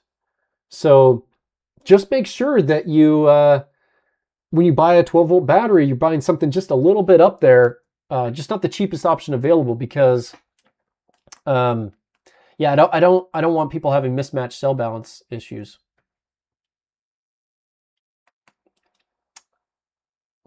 Hey, good to see you, Rodney Hunt. Thank you. Thanks for joining the live stream. And yeah, hitting 100,000 was fun. It's been a long time since I've seen your videos. I haven't been keeping up with. Have you been putting out some videos lately? Maybe YouTube has not done very good recommending a lot of the older channels that I really liked. I liked a lot of the EG4 content you were putting out, and you had some really cool DIY stuff. And I'm gonna have to look back. Appreciate you stopping by.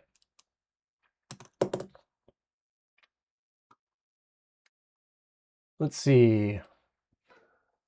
Some MMC power stations have active balancers. Many LFPs don't. Yeah, for sure.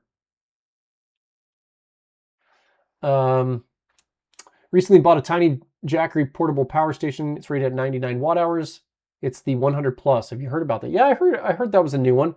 I also saw their smaller 300 watt hour version. I thought they were both pretty cool. Yeah, both of those were those small ones come really they're useful for like running maybe like 12 volt fans or charging phones. Like they're just basically a glorified power bank. You get a lot more power out of them. Okay, so question is, what do you think about Jackery using their own adapter DC to USB Type-C rather than simply putting a DC input port? Huh. I'm wondering if that's like it's 80/20 to USB-C. That's interesting. Yeah, I haven't seen it. I don't know what exactly what you're asking about. I'm not familiar with that. Bruce Bugby is asking, do you get any grief from companies when you show external battery hacks on their power stations? I have not had any power stations reach out to me, so not sure if they've seen the videos and they're just like they don't like it, or if they just haven't seen the videos at all, or if they're just not maybe brave enough to reach out. I don't know. It's a good question. I mean, I've done that for Bluetti, Anchor, EcoFlow, Pecron. So yeah, I've done it for a lot of the big brands, and I haven't heard anything back. That's a good question, though.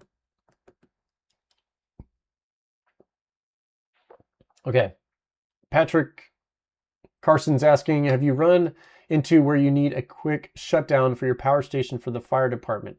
This would be for systems backing, transfer switch, or powering it all the time. Okay. No, because you gotta think about here. Transfer switches are kind of like a gray area, right? They follow wiring code, but how legal are they really, like, to be used all the time? So I've always thought they're kind of like a renegade type of thing for the power company. Luckily, the transfer switch itself, you can flip the switches and it's pretty easy. But rapid shutdowns, yeah, I don't see that as an option unless you have like an all-in-one inverter with server rack batteries and that itself has a rapid shutdown. So yeah, there's always questions like that I think of, and I'm like, yeah, power stations for themselves don't offer rapid shutdowns other than unplugging the adapter cable. Let's see.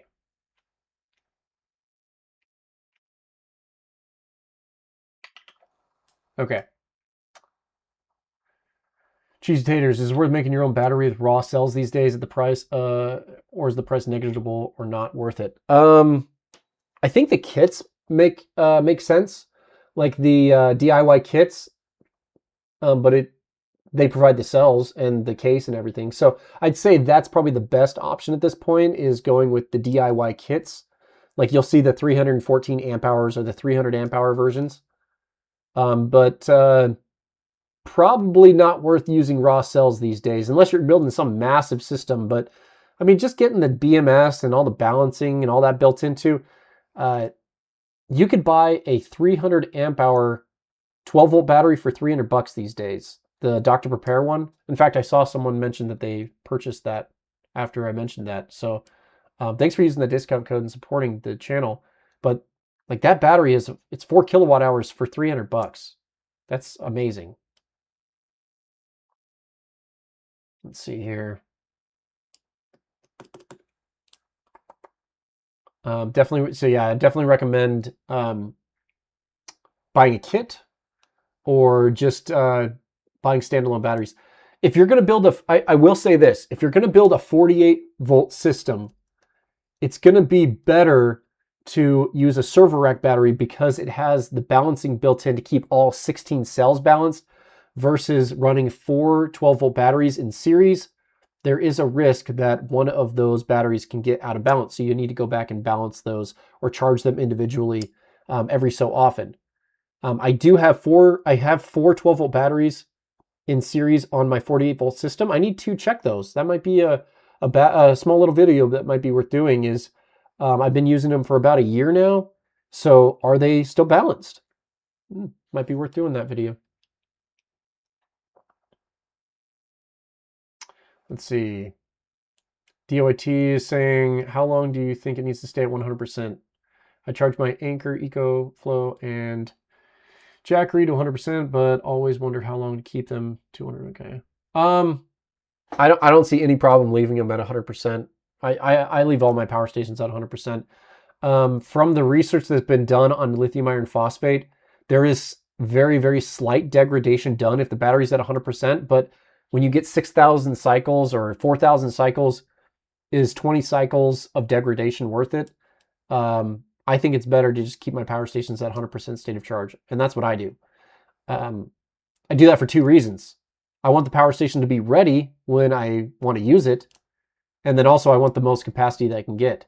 And then also the balancing that we talked about earlier. The power station can only balance the cells when it's up near 100% state of charge. So there's a lot of reasons I keep power stations at 100%. So I would probably recommend doing that if anybody has any questions about that. Sandy Rose says, if anybody hasn't hit the like button, it's a good time to do that. And it's probably a good time to remember or to remind people that there's a giveaway going on. So if you have not entered into the giveaway, we are giving away 3 different products to 1 lucky person as a camping package. Pecron is sponsoring the E1000 LFP power station. It's an excellent power station for camping. ICECO is giving away their VL35 Pro, which is one of their awesome fridge models that they offer. And then I have Solar Pivot Power that is providing a solar tracker with a 150 watt solar panel to go with that entire setup. So essentially you could get unlimited runtime on that 12 volt fridge using that setup.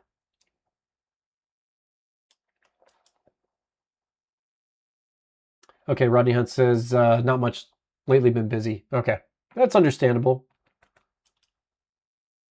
Waveform Science did a nice video on how to recalibrate a loaded BMS by discharging it all the way. Yeah, you can do that twice, right? You have to do 500 watts down, 500 watts up, and you have to do that twice to recalibrate the BMS. That's pretty much what you do on any power station. Okay, so can you suggest anyone reputable that fixes power stations? Anchor won't support it since I bought it secondhand. Did you say which power station was broken? I don't know anybody that actually fixes them. They're pretty easy to take apart, and if you're comfortable just kind of tinkering with it, what you'd want to do is try to get to the battery voltage itself, see what the battery voltage is at the main positive and negative, and then see if you can get access to the balance wires or the individual cells and see if one is out of balance. That's probably what's the problem.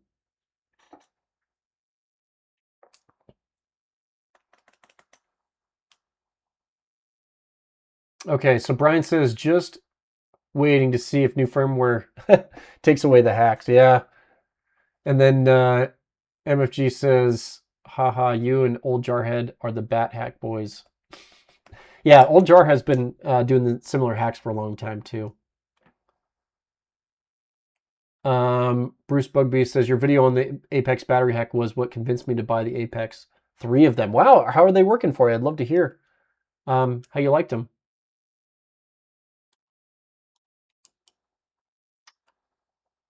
Okay, I have, let's see. Prestomoto says, have you ever come across any fire hazards setting up a power system? Huh. Fire hazards. Like for anybody else, setting up a fire hazard for somebody else, or with my own setup? Let me think about this for a second. I had a family member or a family member's friend who was using a charge controller in their RV, and the solar wires weren't tightened all the way, and so it actually caused enough resistance and heat to burn and melt the solar charge controller. So that's a great reminder. If you are using a solar charge controller or any sort of wiring, you always have to go in and check your connections. You want to make sure that your battery connections are tight. You want to make sure your fuse connections are tight. Make sure that your make sure your solar charge controller, the input and output are also tight. It's pretty important to make sure that you don't have loose connections. What happens is with a loose connection, you get a buildup of resistance, which creates heat. This is a great example of why Battleborn batteries are melting and burning, is because they have a horrible connection on the terminal that causes resistance and heat buildup. It's just the design of the battery. And so just make sure to avoid issues that you go and make sure all your connections are tight. A really good way to do that is to put your system under a load and then check for heat anywhere. You can buy a really cheap infrared camera, like a thermal camera, and like attach it to your cell phone and just look for heat buildup anywhere. If your wires are glowing hot, if you have any connections that are glowing hot, that's where you want to make sure you fix that issue. Either you're using undersized wire or connections, or you have a loose connection and you're getting heat buildup. And so over time, it's pretty interesting. DC current has like it's not like AC current that has a frequency that alternates, but I've seen some people talk, I don't know how real this is, but some people talk about how DC current has a frequency to it where it actually vibrates, and with the change in voltage, you can actually cause your terminals to get loose over time, especially if you have hot and cold repeated over and over again. Hot, cold, hot, cold, hot, cold. That expansion and contraction will loosen those connections as well. So I think what I would say is probably check those connections at least every 6 months, if not sooner than that. So that's probably the thing I've seen the most is, hey, whoa, this connection was loose. It was creating a lot of heat. So make sure you're looking into that. Jason, what do you think? This is Katie's Camp Kitchen. What do you think about hooking a 12-volt conversion cable to USB-C on one of the small 99 watt-hour units like the Jackery 100 or AFRI 100? This is for a special cable that runs to 45 watt or 65 watt. Yeah, I've seen those cables that are USB-C to 12 volt. Or 12 volt. You're thinking the other way around. 12 volt to USB-C. Yeah, I don't think those have any issues. I've heard some of them get really hot when you're pushing them to peak output. So just make sure you get a higher quality one.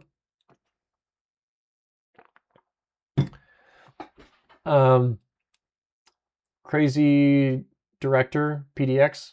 I'm considering a conversion kit for my Westinghouse 4500 gas generator to be dual fuel. Is it worth the effort? I always recommend dual fuel generators just because propane never goes bad. I do have ethanol-free gasoline for my generator as a first run, and then I have I think I have like 6 20-gallon tanks for propane backup. And so those are my long-term runtime when I have to charge my battery systems using a power station.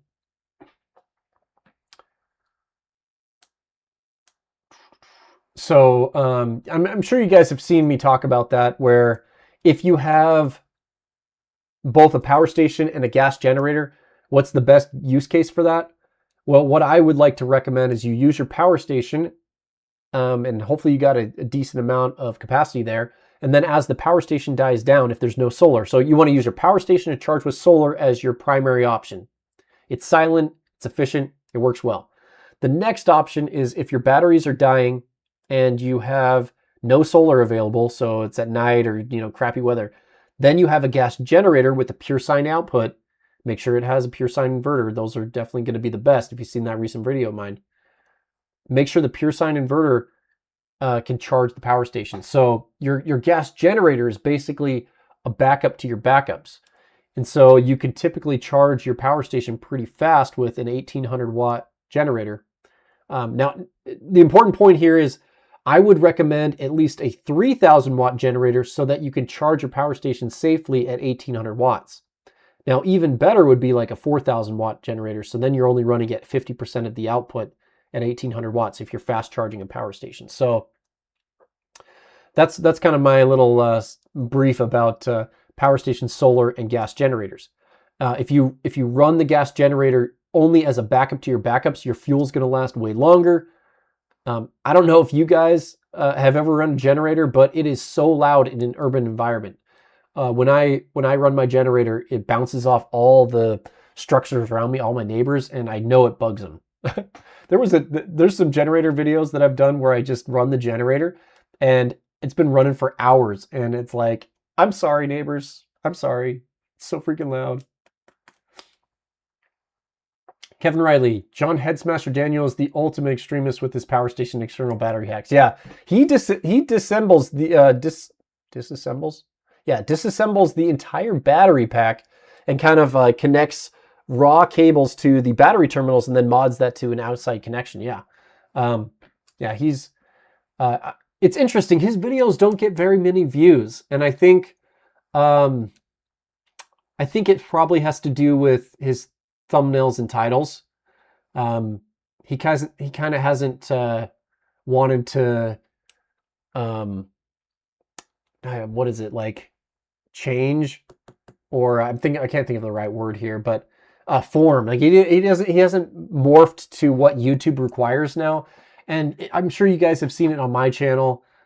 You kind of have to do what the algorithm wants. So I don't like clickbait.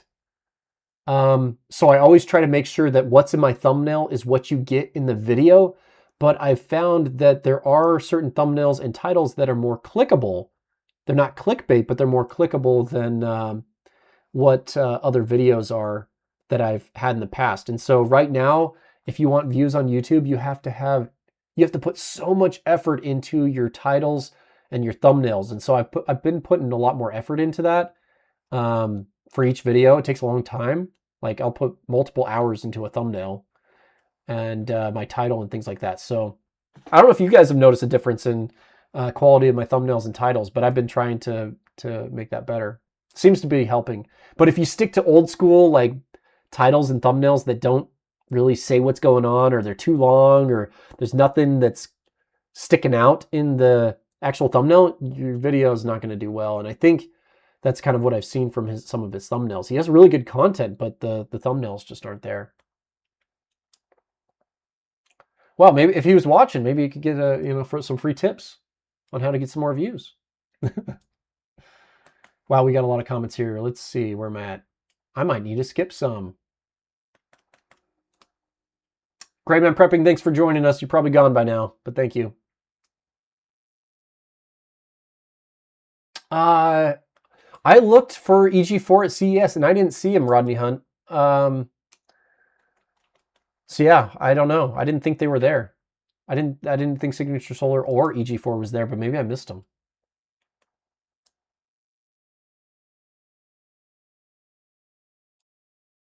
Okay, Ask I've Solar, fixing power stations, really need to have videos on taking out those batteries and how to use them outside of power stations. Yeah, Like he's basically saying repurposing the batteries outside of the power station versus, trying to fix the power station itself.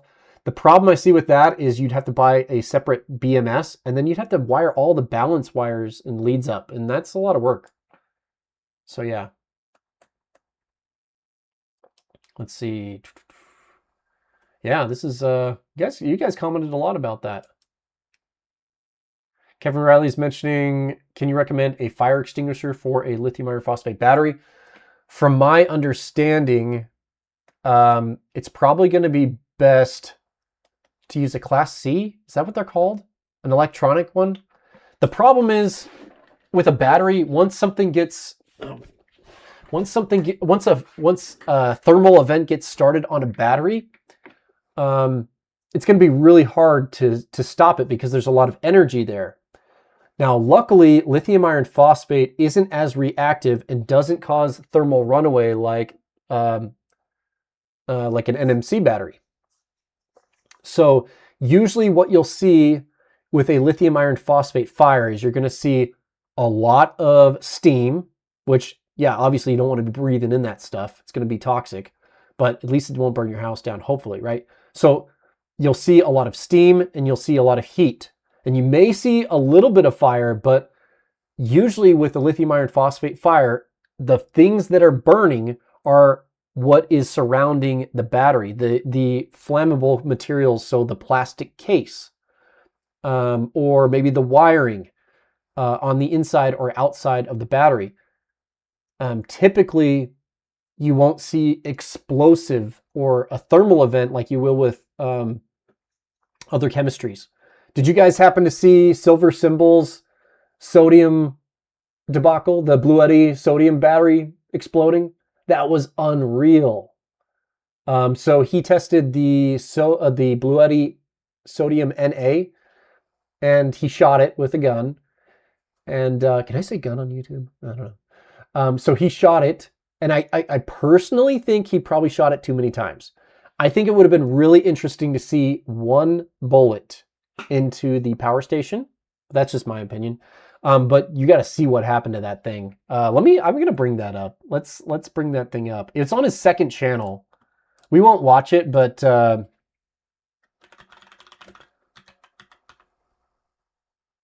maybe.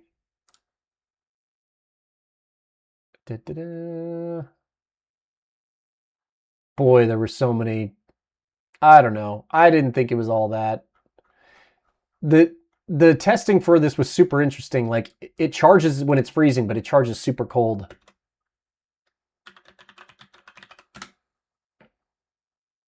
I wonder if he took the video down. I might have to just search for his second channel. I don't know what his second channel's called. That's why I didn't want to guess. Oh, workshop. Here we go. Did he take it down? No way. Huh. Maybe he put it... Okay, well, I hope you guys saw it when it was up, because holy crap, the thing was like a bomb. People saying that sodium ion doesn't blow up, holy crap, it was definitely blowing up. Let's see if his other channel had it. I don't think he put it on his other channel.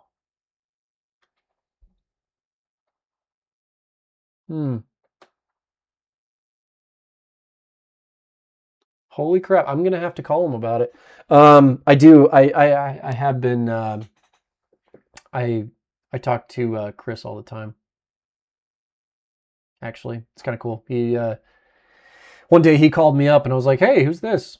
And he likes to talk about power stations because he tested some of them on his channel. Let's see. Go back here. Oops, this one here. Okay. So yeah, going back to Kevin's question, do I recommend a fire extinguisher? Maybe it'd be best to have like a fire blanket. Yeah, I don't know. I don't know what the best option is for that.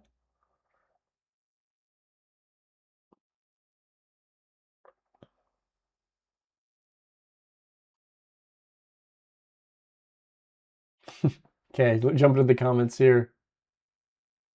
Shooty probably taking about now YouTube. Ask guys asking about my clicker mechanical keyboard. Yeah, it's a HyperX mechanical. Yeah, shot too much. Yeah, I kind of thought it'd been really cool if he just shot it once. But at least some people saw the video before it was taken down. That's crazy. Yeah, I'm guessing that there might have been some, like right here, the comment, he's saying heat, velocity, bullet, chemical composition equals a reaction. You're introducing lead into an unknown chemistry. I mean, yeah, there's some stuff going on there. Yeah, he probably shot it down because he probably took it down because he shot it too many times. Yeah, I think I do have a electrical fire extinguisher in my house. So I think that might be, yeah, I'm just hoping I don't have the issue. I do, my Lithium 216 battery does have fire extinguishers on the inside. And then the only other system I'm running is EcoFlow on a daily basis. So I'm hoping that, yeah, hoping you don't have any issues. I'm trying to make sure my system's as safe as possible, but I guess there's some chances where there might be something out of reach that causes a problem. Yeah, PM says the fire blanket is good for letting it burn out. It's what firefighters usually use for EV fires, but it takes a lot of time. Yeah, for sure. Yeah, so probably worth getting some fire blankets. I'm guessing that the fire blanket might stop the combustible materials from actually burning with a lithium iron phosphate battery fire. And then maybe with less oxygen, it'll kind of calm down. But from my experience, which I do have a crazy experience with a camping lithium battery exploding, my brother-in-law had a fridge battery explode when we were camping. It's an NMC battery. There's 18 cells. It's a 12-volt fridge battery, and it got overcharged. So it was a fireball explosion 18 times. Each cell exploded in a thermal runaway event. Almost caught the forest on fire. Yeah, absolutely crazy option. That was just unreal. That happened a long time ago. I do have. If you guys haven't seen that video, let's see if I can bring it up. So going way back in time. Yeah, it's not too far. It was a couple years ago. If you guys want to check out the video. I am kind of embarrassed of how I reacted to the event, like in the audio and the video. Like, I wish I didn't yell at the beginning of the video. Like, obviously, I'm kind of just, I look back and I'm like, ugh. But you know, it is what it is. It was freaking exploding. How else am I supposed to react? Okay, we got to be getting there soon. I didn't think it was this far back. Oh, here it is. Yep. Lithium battery pack explodes while camping. This video right here. 3 years ago. Whew. Time's flying. But yeah, that fireball is literally one of the cells blowing up in the thumbnail there. Oh my gosh, look at Sandy. I love that comment. Jason doesn't shoot things on his channel, but you might want to take a shot at that like button. I love that. Thank you so much. So cool. Lynn BB remembers the battery bomb video. So does Katie's Camp Kitchen. The short on the battery from the cooler exploding was awesome. Yeah, I hope none of you ever have to deal with that. And there is no way to stop an NMC fire once it's going. It's called a thermal runaway. It will go until there's no energy left in the battery. So yeah, that is not a fun event. Let's see. Saw some other questions here I'm going to jump back to. Okay, question. JKBMS SOC always reads slightly high, about 10% at rest when there's something up. Is there something up with the algorithm? I just use cell voltage and SOC list from Eve. Any thoughts? Or swap to another BMS? I haven't used too many 48. Well, it depends if this is a 12 volt or 48 volt system. My JK BMS, or whatever they're called, Overkill Solar, I can't remember. I have an Overkill Solar BMS in one of my batteries. It seems to do pretty good. I'm curious what you mean about your state of charge being off, because lithium is pretty hard to track the exact percent state of charge with the battery voltage, because the voltage is so flat. So anywhere between 90% state of charge and 30% state of charge is essentially the same voltage. It's like 13 to 13.2 to 13.1 volts, right? So it's really hard to get the state of charge exactly right. So if you use voltage, it's off a little bit. Remember, if your battery gets up to 14.6 volts, that's full, but it's going to naturally drop down to about 13.5 volts. So anywhere between 13.5 volts all the way up to 14.6 volts is 100% state of charge. It's crazy that that much voltage is the same state of charge, but it's just how the chemistry reacts after it stops charging. It drops down.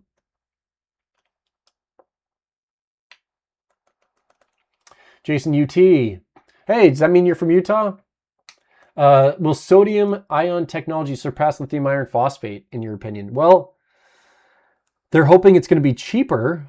With the first gen products, I was kind of talking about this a little bit earlier in the stream.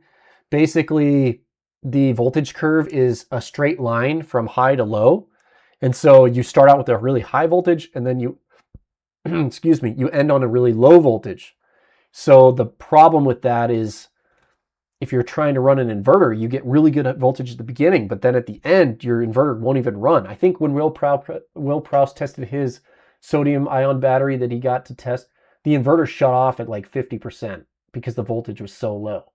So you don't get much usable capacity with standard inverters right now. Maybe what they'll do is they'll come up with a sodium ion inverter that accepts lower voltage. And the problem I see with that is the efficiency of an inverter like that is going to be pretty low, because it has to run with such a high voltage and it has to run with such a low voltage that you have to have some tolerances there versus like a standard 12 volt battery. So I don't know. I think as the chemistry gets better, like maybe second gen, third gen, we'll see some improvements. But yeah, it's right now it's definitely not surpassing the technology. But I'm not going to be one of those battery people that says, no, it's going to be lithium, the whole lithium iron phosphate always. You know, I think solid state batteries have some really cool opportunities when we actually get true solid state batteries. You know, that myth has been debunked over the last couple of years of what really is a solid state battery. How do you define it? Because it's a really wide term of what a solid state battery is. Like if there's any liquid electrolyte, it can still be considered a solid state battery. So I don't know, but I think we have some really exciting technologies coming out in batteries. And imagine when a power station like this can have like 10 kilowatt hours of capacity in it. Like that'd be unreal. It'd be amazing to be able to have that much capacity in a small portable power station. I mean, imagine that. You could just take that with you camping and then just never have to charge it. It'd be sweet. Presto Moto says he's been testing the Anchor alternator charger and it works surprisingly well. Sweet. I haven't tested that out.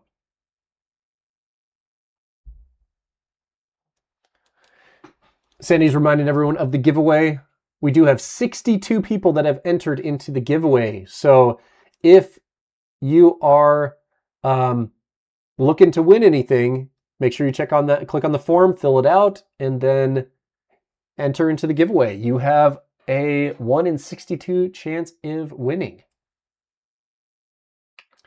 My C Prince, yeah, my C Prince, see my comment a bit further about 12 volt kit. It's individual cell voltage list for E percent. Okay, yeah, I think I talked about that a bit. So yeah, 12 volt battery. It's going to be the same. It's only four cells that you have to balance, but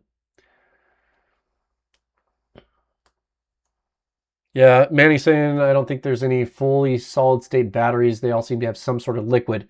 The Donut Labs battery, we're starting to get a little bit of information back on that. I don't know the technology that's in that battery, but it is pretty interesting that some of the claims that they make do make. I watched a bit of 2-bit Da Vinci's video on that, the test results for that Donut Labs battery, and the fact that it was getting full capacity and charging quickly was pretty good.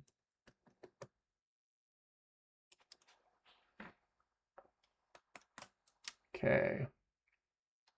Let's see here. Ask Guy, do you think the government is going to try to come after portable solar or plug-in solar in any way that makes it not as vengeful as it has been? Portable solar? I don't know. I don't think they can regulate it because it's like portable and it doesn't connect to the grid. Anything off grid is pretty hard for the government to touch because it doesn't connect to anything. It's like your own setup. So the only thing you'd have to worry about with an off-grid system is if you have an off-grid setup like a cabin or something, you want to check, well, obviously if you're going to be powering that area and you want to have the property insured with home insurance, you're going to have to look to see what they require to have like an off-grid cabin with insurance on it. Now, most people that probably have off-grid property don't really worry about insurance too much because maybe the property, the value's in the property itself versus the actual dwelling. But yeah, I don't think they can touch off-grid stuff like legally because it doesn't connect up to the grid and it's not, yeah, that's a good question for that aspect. The second half, plug-in solar for sure. I could see tons of stuff for plug-in solar. I mean, plug-in solar is already very, or grid tie solar is already very mandated, and there's a lot of red tape there, permitting and things like that. If anything, I see the plug-in solar kind of backing off on regulations and allowing people to let, some basic plug-in solar. Like, you guys have seen my video where I have the EcoFlow microstream inverter where I'm feeding power into the grid here in Utah because it's legal. But yeah, we'll see. I think it'll be interesting to see what happens over the next couple of years. I really hope that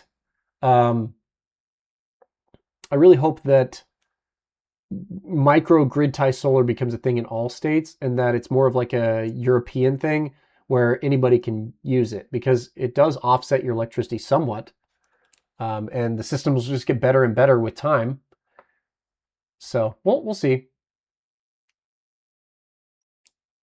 Have anything of the balcony or plug-and play solar? Yes, I do. I have, I did a video on it because Utah has legal plug-and-play solar. It's one of the first states to allow it. So yeah, this plug-and-play solar balcony solar setup is me going through that system. And yeah, it's been working well. I did mention in the beginning of the stream, the EcoFlow microstream inverter does have a weakness, and that is the fourth port. So there's 4 ports. If you look at my mouse pointer here, there's 4 ports here. And one of the ports fails prematurely. It's the 4th one. It's PV4. And so actually the other day my PV4 failed. So I had to swap over to PV1 and 2.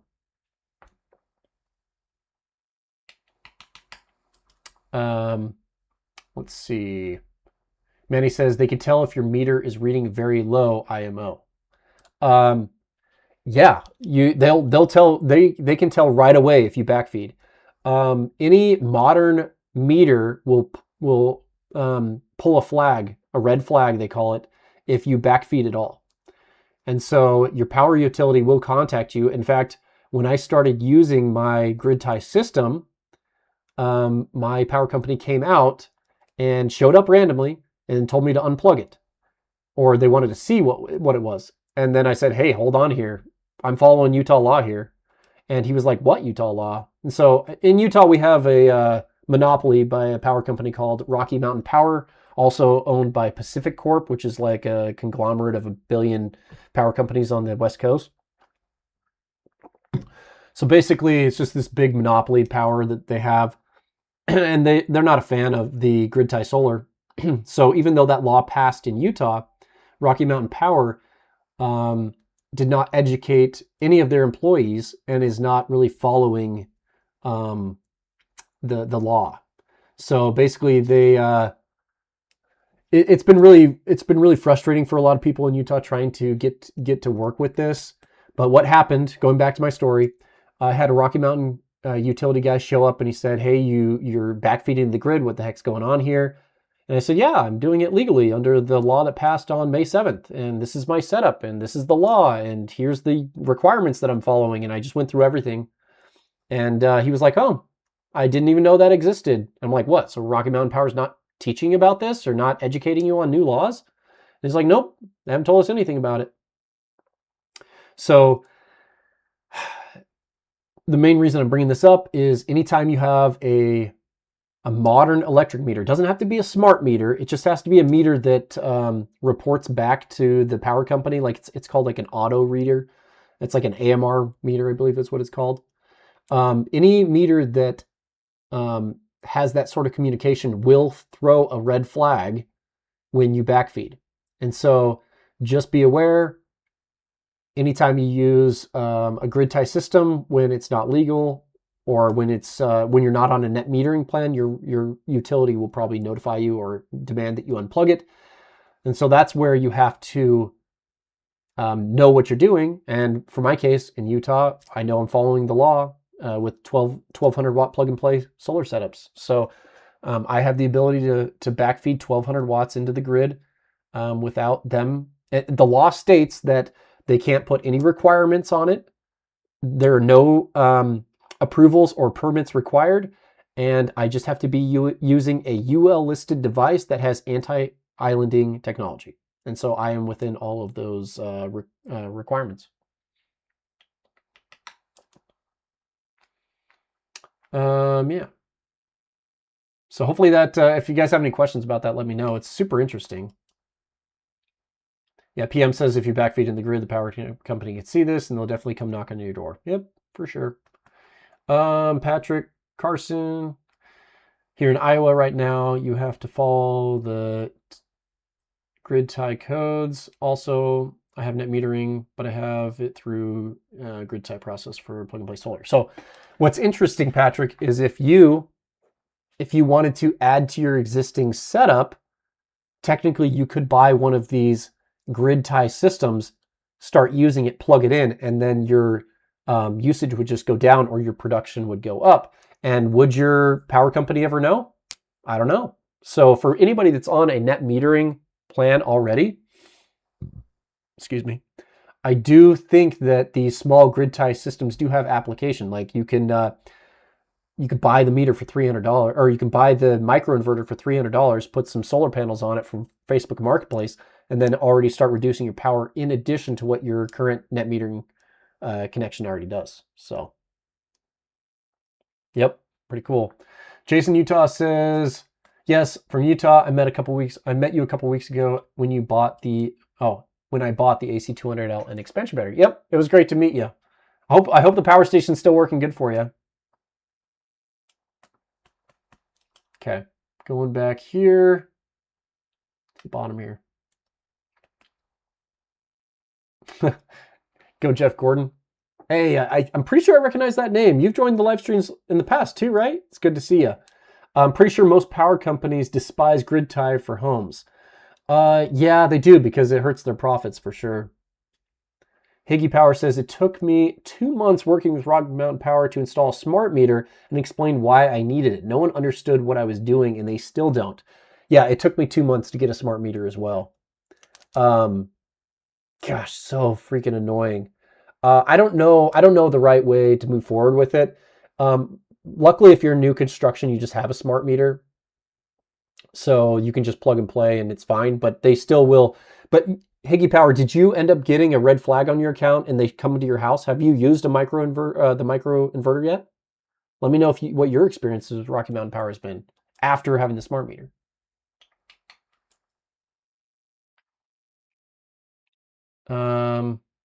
Okay, so Pennsylvania says no way. UI says you don't have a net meter plan. Your EcoFlow system then is only providing power for actual consumption and not more, and no more. Yes, I explained that clearly in the video. To become a part of the net metering plan in Utah, there are crazy requirements, and you have to have a whole blueprint and a signed kind of like permitted plan. And I'm like, how do I get a permitted plan and blueprint created for a plug and play system? Like it doesn't even exist. Like I just plug it into the wall. So I think hopefully in the next few years, they'll change their requirements where someone with grid tie solar can join the net metering program and actually get production credits. But right now, my system just offsets my current load in my house. And so I'm not putting much power in. It's usually about 300 to 400 watts.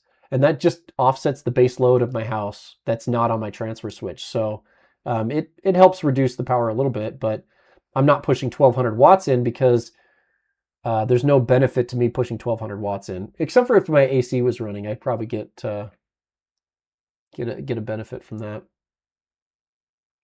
Yeah, Sandy Rose says, aren't they called smart meters now? Yeah, there's 3 different types of meters. I had to learn about this a lot when I was trying to request a meter from Rocky Mountain Power. But basically, you have a digital meter, you have an old school dumb meter, and then you have a smart meter. So a digital meter tracks the power digitally, but it does not roll backwards. And it reports that wirelessly to a hub somewhere in your neighborhood, and it can read your power every couple hours. A dumb meter, someone has to come out and read the meter manually, the spinning ones.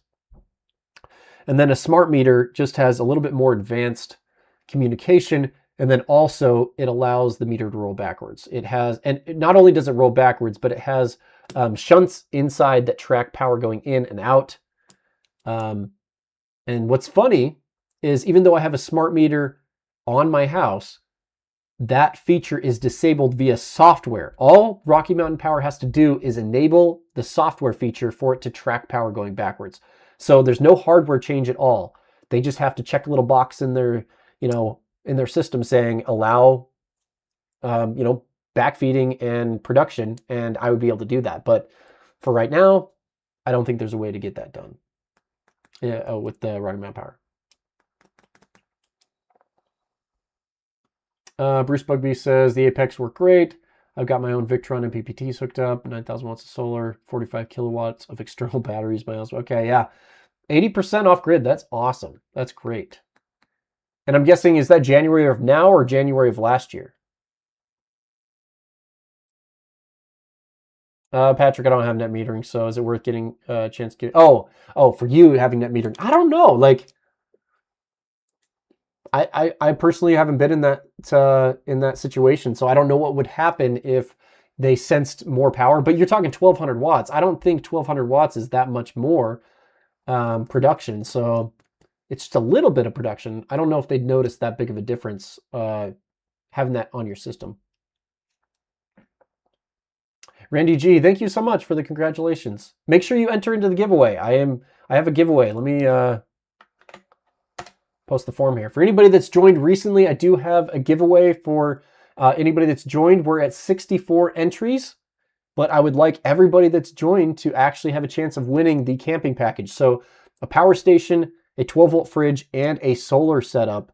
It's a pretty sweet setup, so make sure you enter into that, and that's for anybody within the lower 48. Okay, January 2026. Awesome. Okay, so Higgy Power says, I didn't get a red flag or have anyone show up yet because they have documented in my account before I installed it. I had to request a smart meter 3 times because they didn't get it. Okay, that's good.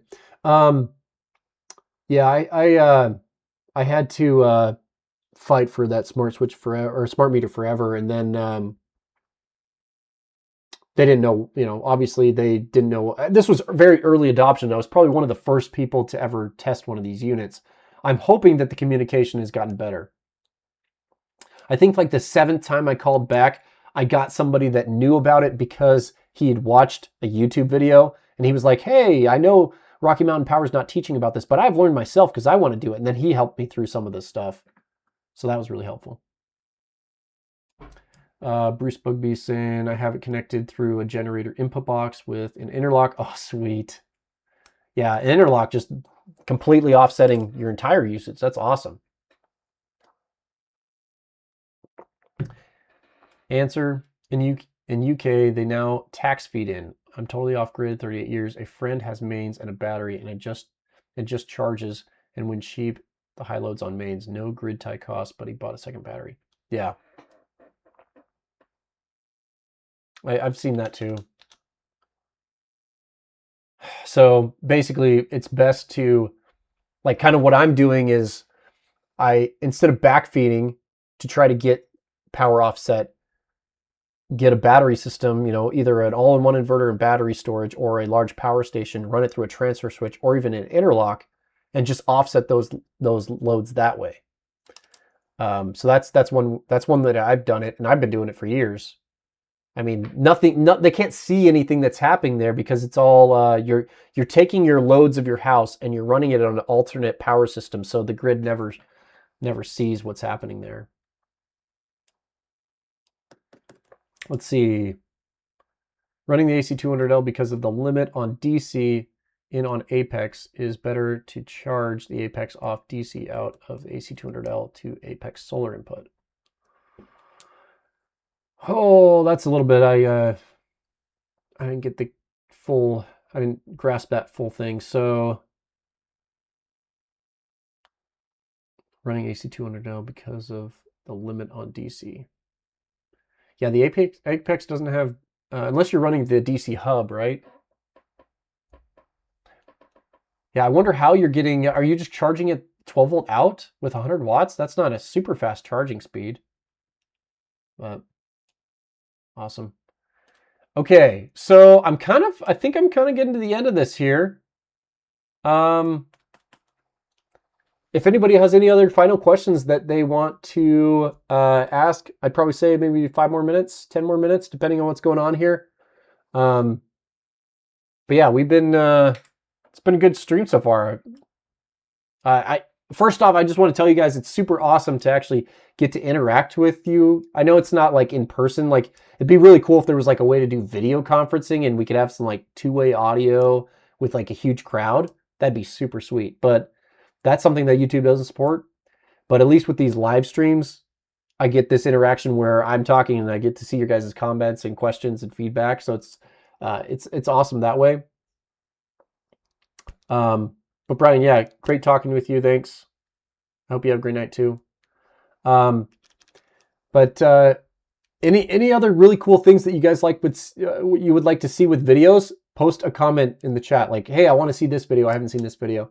Any video ideas? I've been working on some really cool stuff coming up. Like I mentioned, we're going to do the Starlink Mini stuff. I've been testing some really interesting solar panels. This one right here, the solar panel and behind me, cheapest 200-watt solar panel on Amazon. Pretty interesting results. I'm excited to see what you guys think about that one. And I'm kind of doing some cost versus performance on that. Let's see, I got some other comments here. There's no grid tie electronics to buy, and the cost is better spent buying batteries. Yeah, if going off grid or running your stuff off grid is pretty affordable right now with the way battery costs are. They get super cheap battery storage. Lithium iron phosphate is super affordable right now. Prestomoto, they're allowing voice responses on YouTube now via the studio. Yeah, you can actually do it on your phone too. To respond to people, I can use voice audio. I haven't done a voice response yet, but maybe in the future I will.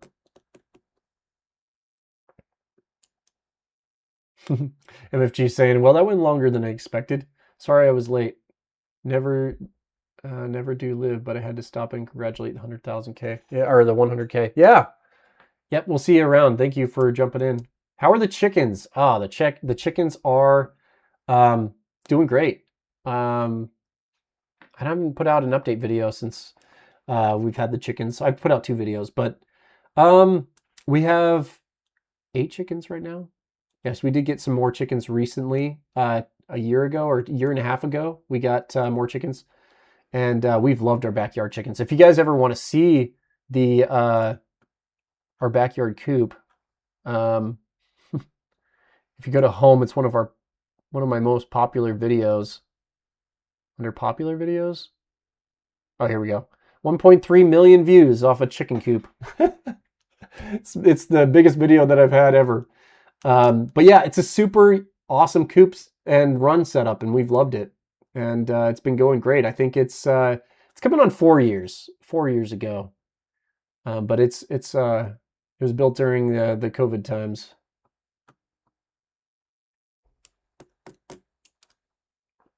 Let's see. Video idea: cheap PVC solar panel stands. Yeah, I've seen a couple videos on those. That's a great video idea. There are a lot of videos on that, so I don't know if I'll like. There's so many. Like, I don't know how well my video would do if it was just that. Mario P, it was great. Thank you. So glad I was able to join your power station video. Hands down the best on YouTube. Thank you. Appreciate that. Sandy, Utah saying thanks Jason for what you do. Congrats on 100K. Yeah. Thank you guys.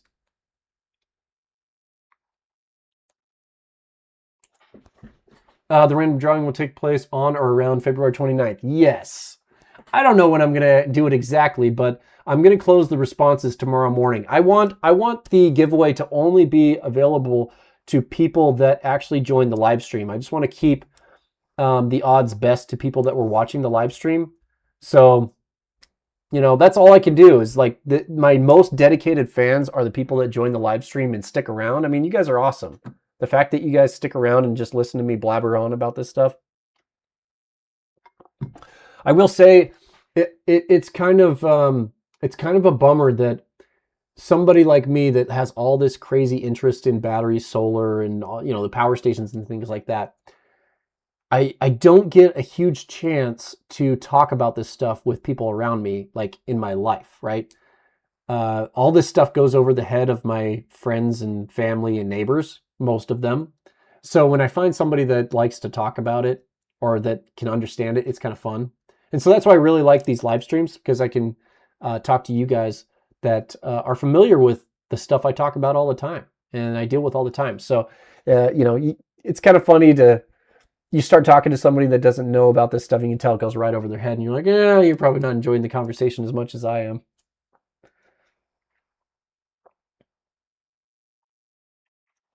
My C Prince says, you said about having 12-volt batteries in series for 40-volt balancing issue. I think Vectron does it. Yeah, they do. There's a couple balancers out there that I've seen. Lifetime makes a more affordable balancer as well. Power Everything, great to be part of the 100K. Congrats. Yeah, thank you so much. Your simple videos showing how portable solar panels perform are excellent. Okay, so there's still people out there that like the portable solar panels. I always question if people still like those or if people even use portable solar panels. They do have a premium on the price versus a rigid panel, but if somebody likes to go camping, like I like to go camping, so I like using the portable panels. Sandy Rose suggesting you should think about making a video about shooting your smart meter. No, I don't know if I want to do that.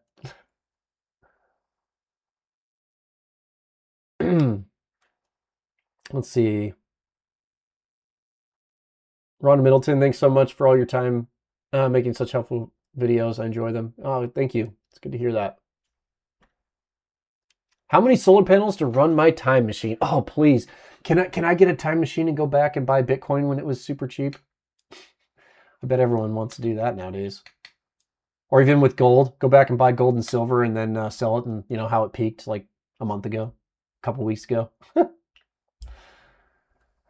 P. Vanderwall, thanks for joining the live stream. Thanks for commenting. I recognize your name. Nobody in my neighborhood is into this stuff. They have no clue what I'm talking about. Oh, I know the feeling. I know the feeling. Oh, man. Well, guys, super awesome. I'll be trying to do these more often. Anybody, just as a quick reminder, if you do want to be a moderator, make sure you email me directly. It's always good to have a few extra moderators. Sandy let me know that she doesn't quite want to. What's the best way to put this? She doesn't feel that she knows too much about the solar side of things, but she does an excellent job with supporting the live stream in other ways. And I have always been appreciative of that too, Sandy. So I might still just keep you as a moderator if you ever want to join in the future to be someone that wants to comment. But if anybody else wants to be a moderator, please feel free to email me. You can find basically my email on my YouTube channel if you're not familiar with that. Solar geek with no one to talk to. Yeah, I'm a solar geek with no one to talk to. Well, I do talk to some people, but no pressure. Family life first, more important. Yeah, and I've I don't know if you guys have noticed. I've kind of stepped back just a teeny bit, just to make sure that my professional work, my family, my free time has more emphasis.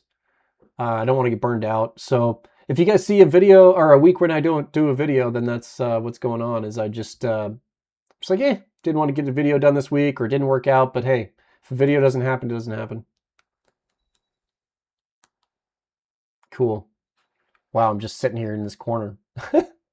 Didn't even change it back to the main live stream. Well, cool. I definitely am looking forward to the future live streams. You guys will have to let me know if you have any ideas that you want to talk about on one of these. It'd be really fun. I just love answering your guys' questions and see what setups you guys have. We will see you again next time.